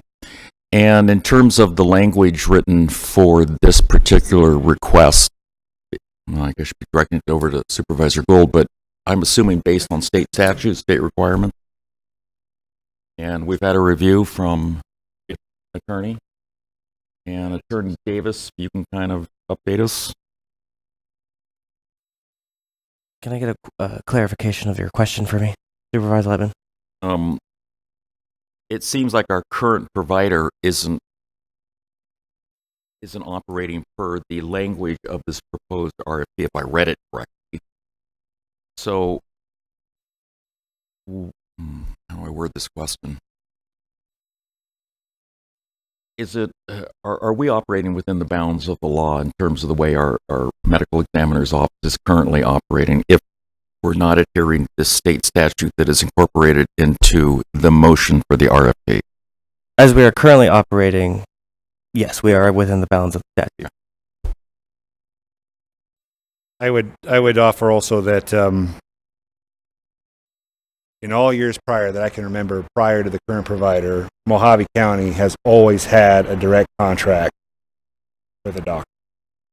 And the only reason that we have, I'm not saying that they're not doing a good job, because I think they're compliant with statute, but this is the only time in the history of this service that we've not had a direct contract. I would second Supervisor Gould's motion for approval. I'm sorry? Got to move it first. I thought you already made a motion to approve. Sorry Motion about to that. approve. Second. Any additional discussion? Supervisor Borelli. Yeah. Are we still kind of like, are we putting the cart before the horse? I mean, haven't we decided on location if we were going to do this in-house or I'm confused here. What are we trying to do here? Supervisor Gould, do you want to answer? Sure. Of your motion? Thank you, Chairman. Supervisor Borelli. Trying to get a price out of another vendor so we can make that decision.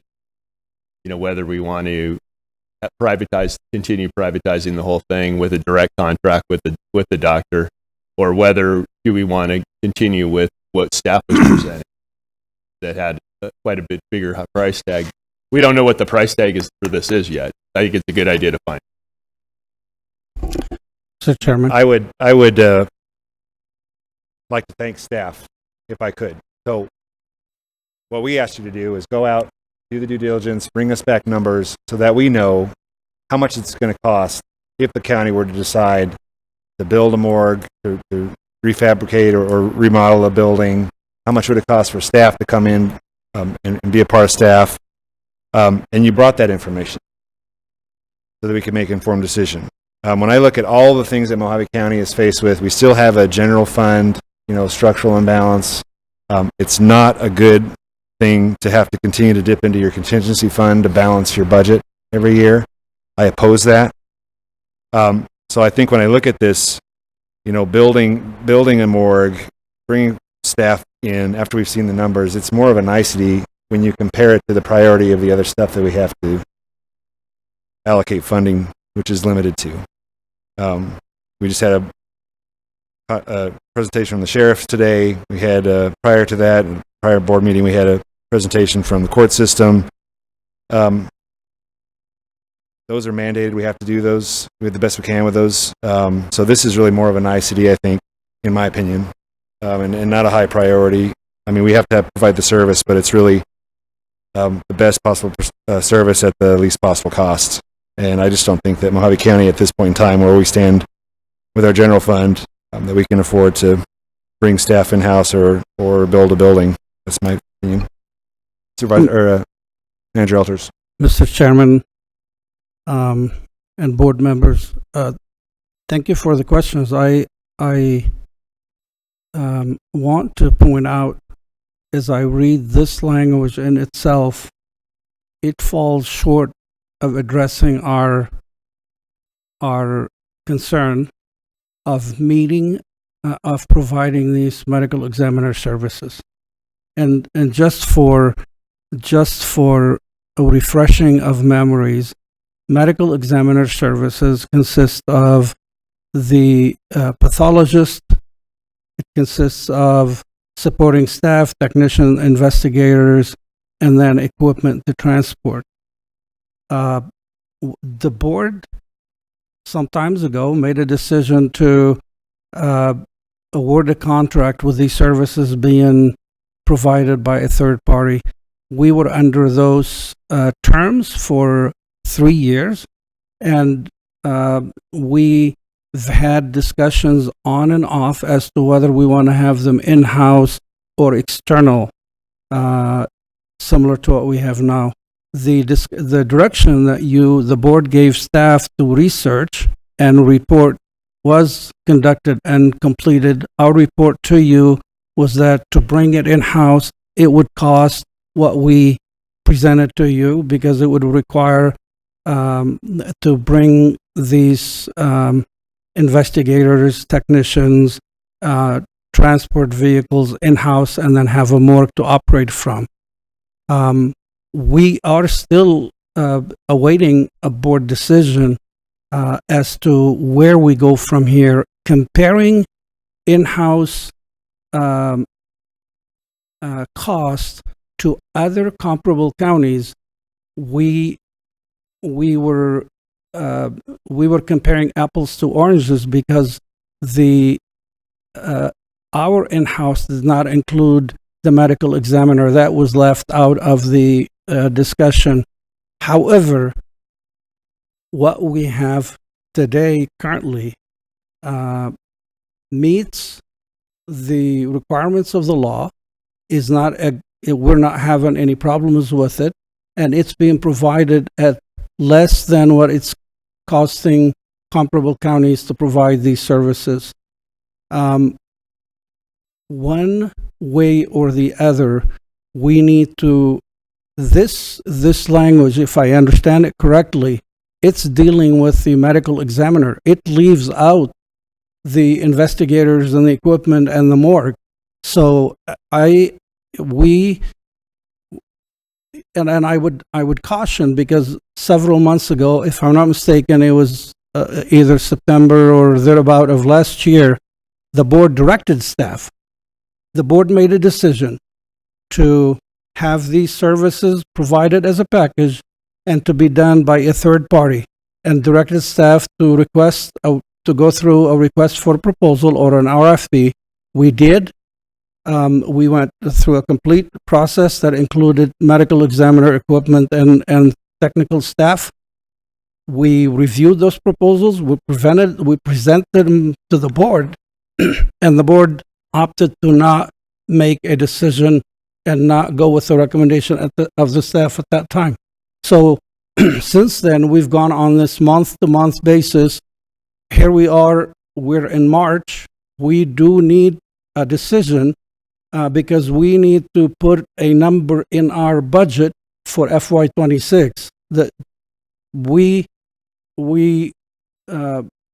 I think we've researched it upside down and inside out.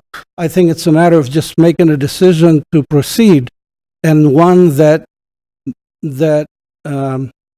optimizes and minimizes, in this case, the cost to provide these mandated services, and one that provides stability to our staff to know what to expect, and any providers that are working for us to know what is needed as well, and what direction we want to go with.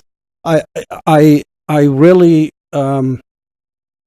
I do believe a decision is needed, because next month in April, we will be presenting a tentative budget to you, and we need to put a number in that budget for the medical examiner services, and you will need to approve a number for us to plan ahead for FY26.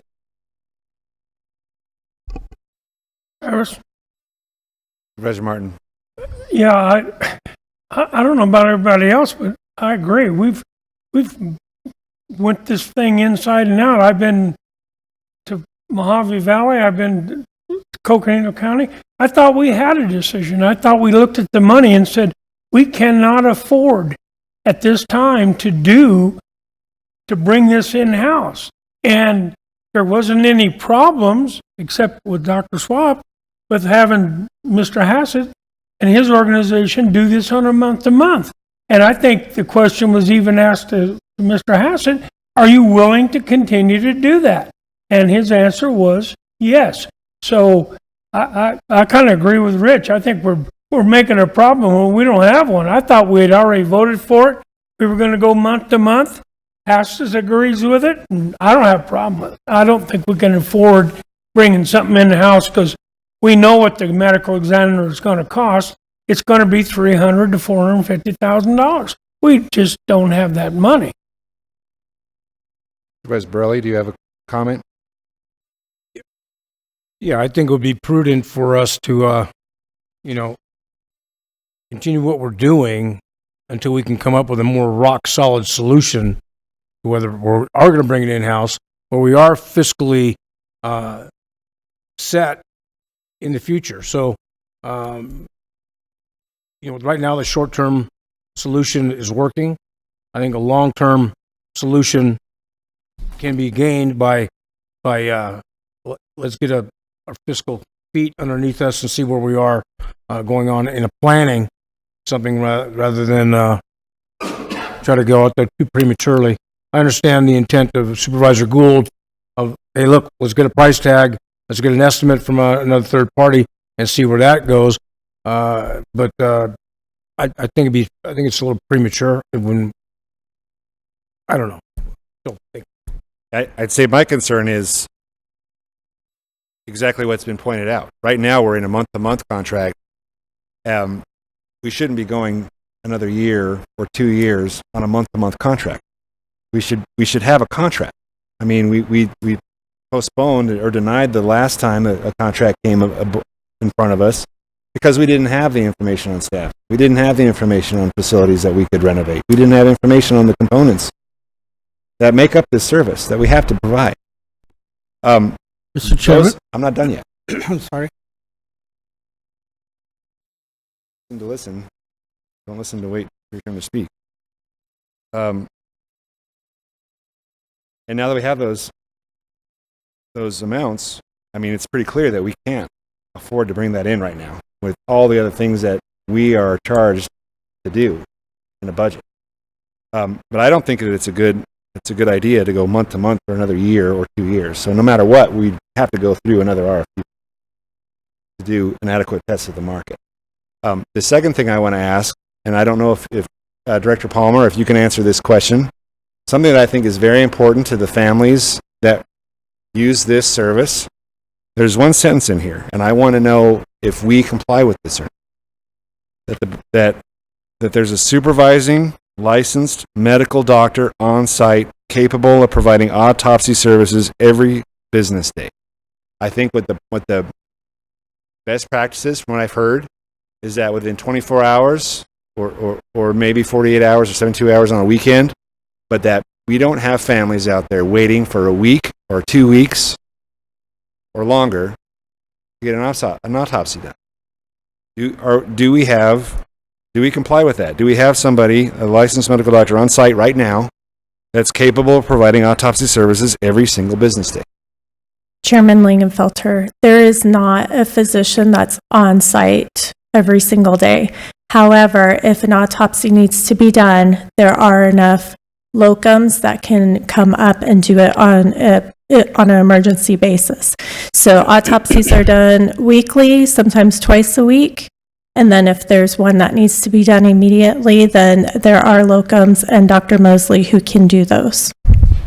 So on average, how long is it taking to turn autopsies around? I don't know if I worded that correctly, but I'm not a doctor. I need to defer to Mr. Hassett, who's our current contractor. I know that he has a better time frame in mind than I do. Appreciate that. Yes. Thank you for joining us today, Mr. Hassett.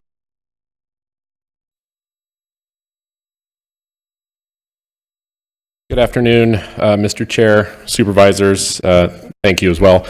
So can you restate the question? Because I know that originally you had said, is there a licensed doctor, a medical doctor on? I can stop you and just clarify my question. It's, what is the average turnaround time for autopsies right now? Depends on the type of autopsy, but it can be 24 hours. What's the average that it's been? Average would be a 5-day turnaround because over the past decade, Mojave County has only had traveling pathologists in town, even prior to me. Okay. They've never had a doctor that's lived in the area. Well, I think no matter what provider we use, that we really need to take into account the families, and they shouldn't be having to wait a week to have an autopsy. That's my personal opinion. May I add a statement about that comment? I understand what you're saying, and I do agree with you. And doctors have always traveled in and out of this county since, before I got my license and started driving and working in this field. But I'm going to give you an example without going too far down the road. There was a situation where a child had passed away just recently in the last 30 days. And the investigators were sent hours out of the area to pick the child up, brought into our care. And because we wanted the autopsy done immediately, Dr. Mosley did it at our facility in Phoenix and performed the autopsy within 24 hours.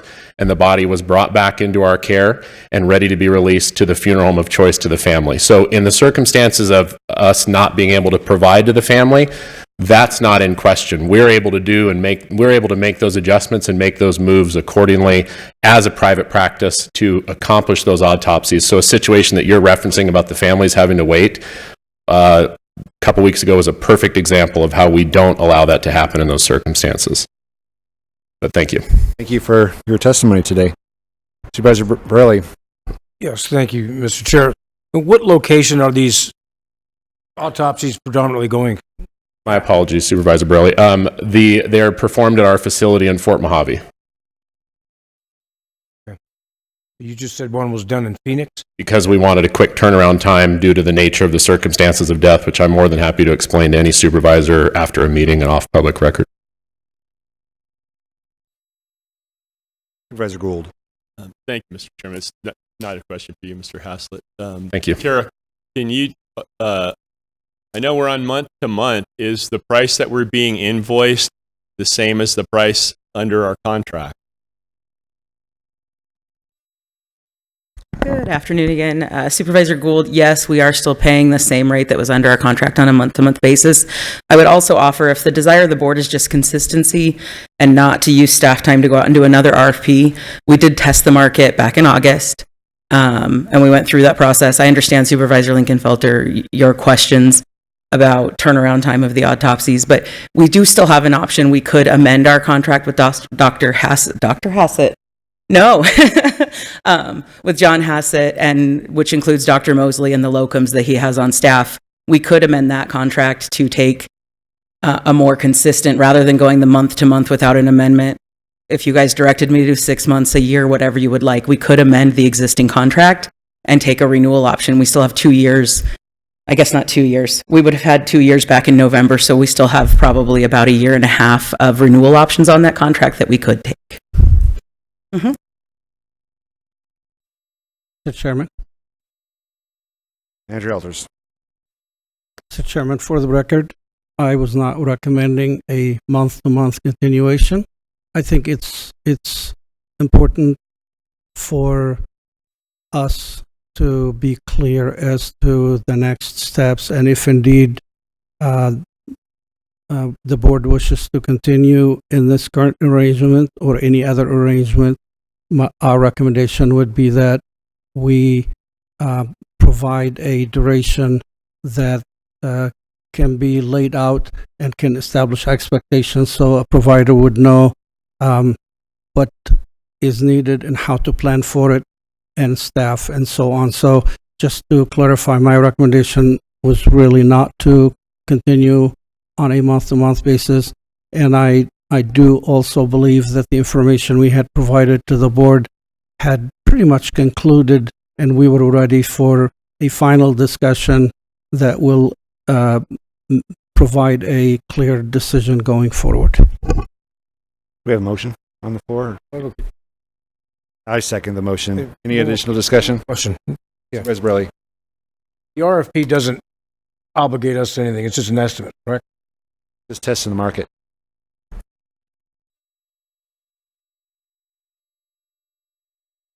The cover sheet of the RFP, we've been talking about this so long. It's basically we reserve the right to accept or yeah, so a few things. I mean, it's not as simple as just asking someone for a quote. We've determined in these types of services, professional services that are more than just we can clearly specify exactly what we want and give us a price. That would be a bid process. So if we're directed to go back out, you're looking at an RFP process, generally 60 to 90 days from the time that we understand what exactly it is that the board or the using department, we usually work with the primary using department, would like the desired outcome to be. You also bring a committee together of qualified people, you evaluate the proposal. So it's a little bit more time consuming on staff's behalf than just get a quote and submit the quote, but we are not required to award any kind of contract.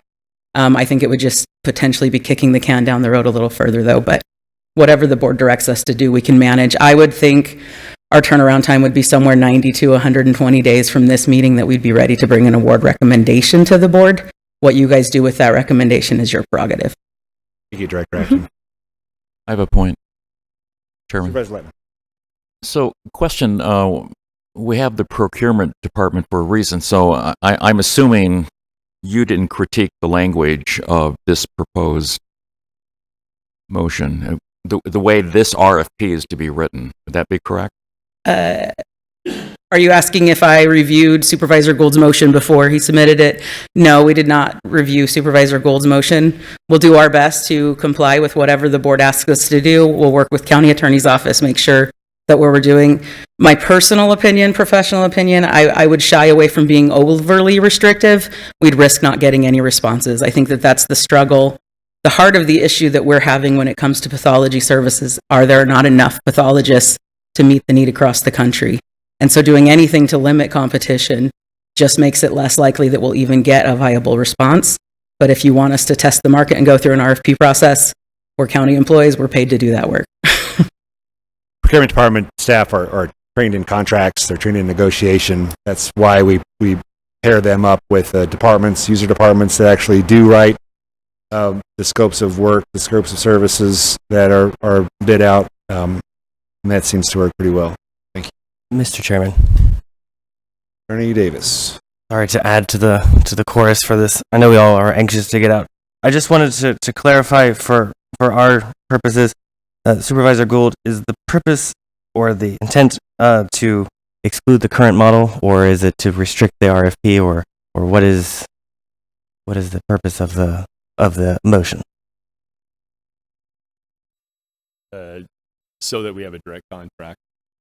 Okay, understood. I just was directed to ask that question. I would say that from the county attorney's office, we have no problem with the current contract as far as trial or conviction rates or anything. When we have a homicide trial, we had one a couple of weeks ago, and we obtained a conviction using our current pathologist. So, for whatever that is worth, I offer that. But that is all. Thank you, Mr. Chair. Doesn't really have anything to do with what's published today, does it? I understand. We have a motion and a second. Any additional discussion before we take the vote? Okay, we do a roll call vote, please. Supervisor Letman. No. Supervisor Borelli. Supervisor Martin. No. Supervisor Gould. Yes. Chairman Lingenfelter. I vote yes. Motion It did fails. not pass. Okay, thank you. We'll move on to item number 46, discussion and possible action regarding cancellation of the High Ground water lobbyist contract. I'd like to explain why I put this on. There's been some people that have been worried about this. What I recommend is that the current contract with High Ground actually be allowed to still cover the remainder of this current Arizona legislative term.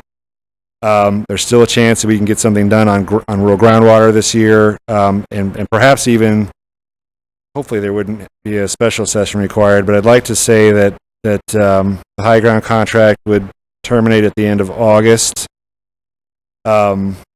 If we don't get anything done on rural groundwater this year, I would propose that as the board's lead on groundwater, that I would basically just take on that advocacy for rural groundwater next year in 2026 during the legislature. The reason I say that is that next year everybody is going to be pivoting to the Colorado River, and our river counties, our river communities, with the post-2026 guidelines and everything that's going on with that, our river counties and communities are going to need all the help that they can get with reviewing EIS documents from an attorney. So we have a relationship with Clark Hill right now. They're the ones that represented us in the lawsuit that Mojave County filed against the Bureau of Reclamation on the Queen Creek water transfer from Queen Creek water transfer. We actually ended up winning the big case. What I would recommend is any resources that we need to, I'd say that we would probably need to just focus on that relationship with Clark Hill as everybody pivots to the river. Jamie Kelly from Mojave County Water Authority, he is an attorney, but she's only one attorney. Like I said, we're going to need all the help we can get. So any resources on water advocacy, I would say, for the river, we're going to need to put more resources next year into Clark Hill or make sure that we're well represented.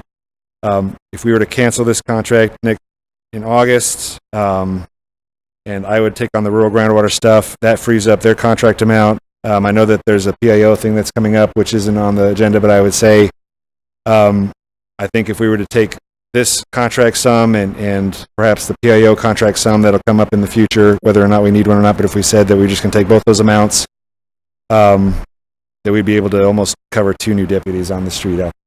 So that's what my recommendation is, that we would continue this contract till the end of August, and that's the motion. Second. Any additional discussion? Supervisor Borelli. Go ahead. Supervisor Martin. I'm just wondering, obviously you have an opinion why you want to stop the contract with these guys. What is it? I mean, you don't think they're doing their job that we pay them for? No, I mean, you are the guy on the board that knows about this. Yes, sir. But I'd like to know why.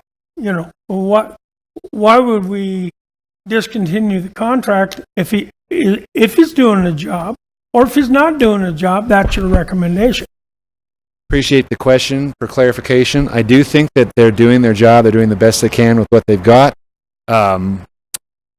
Again, I approach this not just from that point of view, but I approach it as Mojave County. We don't have extremely deep pockets, and from the writing on the wall, from what I've seen, you've got the valley that is hungry for water. You've got a post-2026 Colorado River Guidelines process that's going to be really ramping up next year. And as we've seen with Queen Creek and some of the others on the outskirts, they're hungry for water. And there's going to be a smaller river that's modeled. We have to share it with 7 basin states. We have to share it with Mexico. We have to share that river with 31 Indian tribes this time, which those weren't incorporated last time these guidelines went into place. And so there's a huge bullseye on the river counties and the communities when it comes to our water. When this water, Arizona's allocation, was divvied up, they left just under 10% on the river for our forever municipal and industrial. And that was our only water supply for our river counties and communities. Now that they're running out of water in the valley, they're going to be coming for as much of that last little less than 10% as they can possibly get. And that's why I say it's really important for us, if we're going to be advocating on water next year, it's going to be river.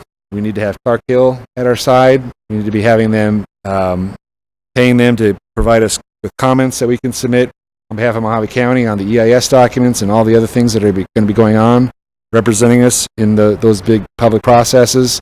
I can tell you that Tom Bashansky is not going to be our great friend next year when it comes to allocating Arizona's allocation. So I look at it from a resource standpoint.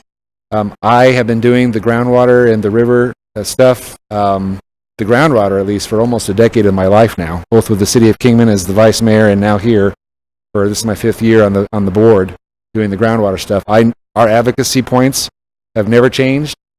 Supervisor Borelli knows that. I mean, it started with Regina Cobb, and he sponsored a couple years worth of our bills.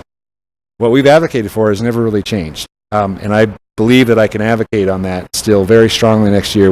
I have the contacts throughout the state, and I just think that it would be a better use of our funds next year to reroute whatever we can on the river to get through this post-2026 guideline process.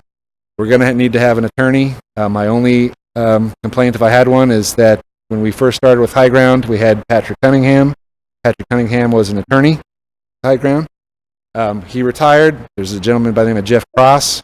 Jeff Cross was an attorney. Then he went to the Senate. They replaced him with Nick. He's a great advocator, but he's not an attorney. I think we're going to need some more legal weight next year. That's why I say that. Supervisor Borelli. Yes, thank you, Mr. Chair, and I appreciate your comments, Supervisor Martin. The legislature ends, hopefully, sine die, before July 1st. That's when they got to get the budget done. There's still a lot of bills that are in play that High Ground is monitoring. Representative Biasucci's got a bill in that it's moving through, and it's in the Senate. There's a lot of moving parts that go on in the legislature, knowing all the shenanigans that goes on in the legislature with House committee chairs and so on and so forth. Right now, Mr. Ponder is actually been a good watchdog for us thus far. Of course, the legislature ends and, sine die, and there's not going to be any action after that. So I agree, but, I don't know, August, maybe July. I said August just in case. I've heard maybe 2 instances where people are thinking, well, maybe there'll be a special session. Gosh, I hope not. I hope we just get something done on Dunn's bill 1520 this year, and just we can stop talking about this. It's been talked about for over a decade now. Yeah. That's why I said August. Okay. Chairman Linkenfelter, if I can just offer, this would be a termination for convenience. And according to the contract terms, we would need to give at least 30 days notice. So if you either can reflect that in your motion or give us a specific date so that we comply with our own contract, if that's the direction that the board goes. Thank you for that, Director Acton. Any additional discussion? No. Hearing none, I would make sure that my motion does include providing the 30 days required notice of cancellation. Contract terminating the end of August 31st, 2025. Okay, and then does that also include the PIO contract as well? It's not agendized today. Okay, I just wanted to make sure. It's not on the agenda today. Okay. Do I have a second? Okay, thank you. Motion to approve.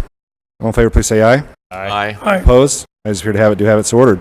Call to the public. We'll get through this real quick here. Joy Bancroft. Jennifer Esposito.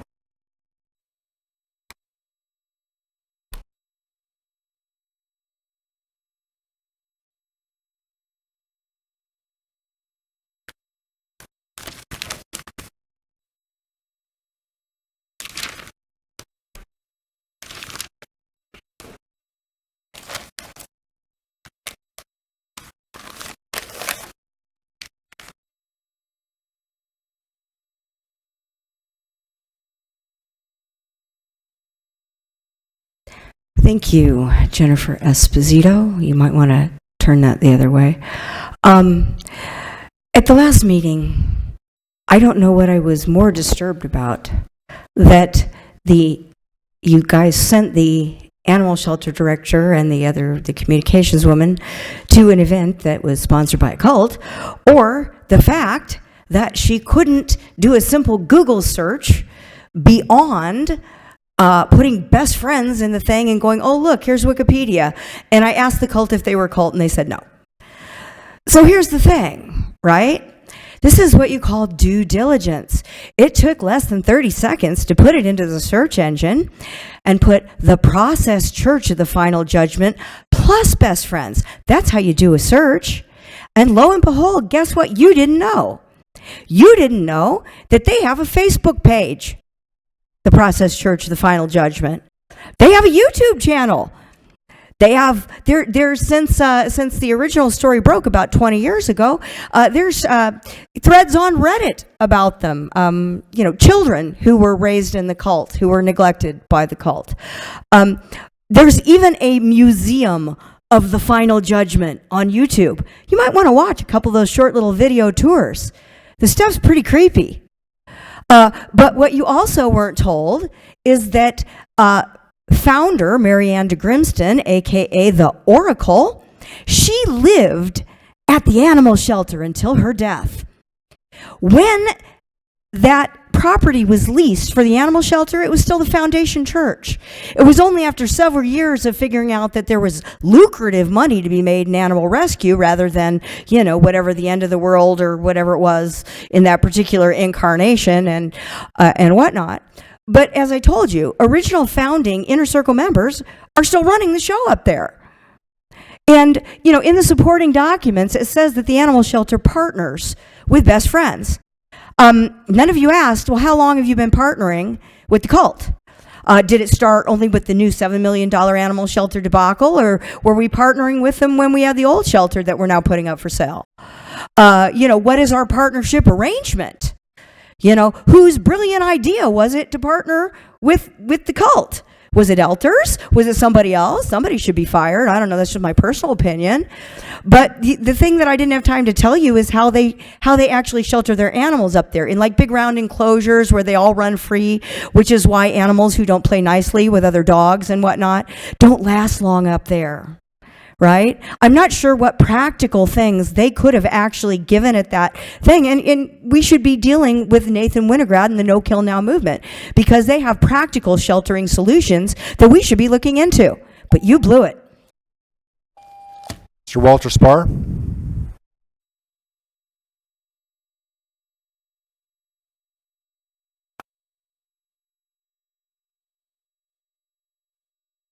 I want to give you an update on the last time I was here. I don't need the hacksaw and the cake anymore. But I am restricted. I cannot leave the state of Arizona. And I really have to wonder what these people are smoking. But they have case law that answers that question. A deputy county attorney who uses cocaine, quote unquote, every chance I get, says the effects are nice, but not that pronounced. And don't last very long. You just simply get a running nose. And every time I take, the prosecutor says he could never handle a case against cocaine users because he would feel too hypocritical. He said that he doubts that attorneys who do prosecute users snort the drug themselves, but adds that at least 1 in every 2 of the attorneys in his office not assigned to drugs do use cocaine. By contrast, he estimates that well over half of the 26 attorneys assigned to non-narcotic drug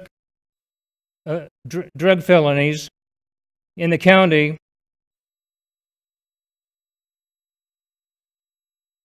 they typically use marijuana also. In Arizona, our grand jury has 16 people assigned to be members of the grand jury. Nevertheless, even granting that the rules permit a quote-unquote one-man grand jury procedure to determine probable cause whether the defendant committed the offense charged. The one-man grand jury's thing is what they used on me. And that's because any complaint and any warrant for arrest has to be sworn by oath that the facts are true. Nobody has done that. The warrant is false, and the claims on the complaint are false.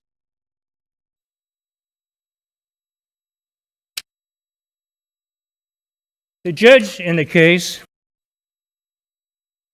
already decided I'm guilty, so he said that I need to take the plea agreement. No way possible. This thing is going to go to trial, and this county is going to be severely embarrassed. Thank you. We're adjourned. Please come and have a meeting with me face to face.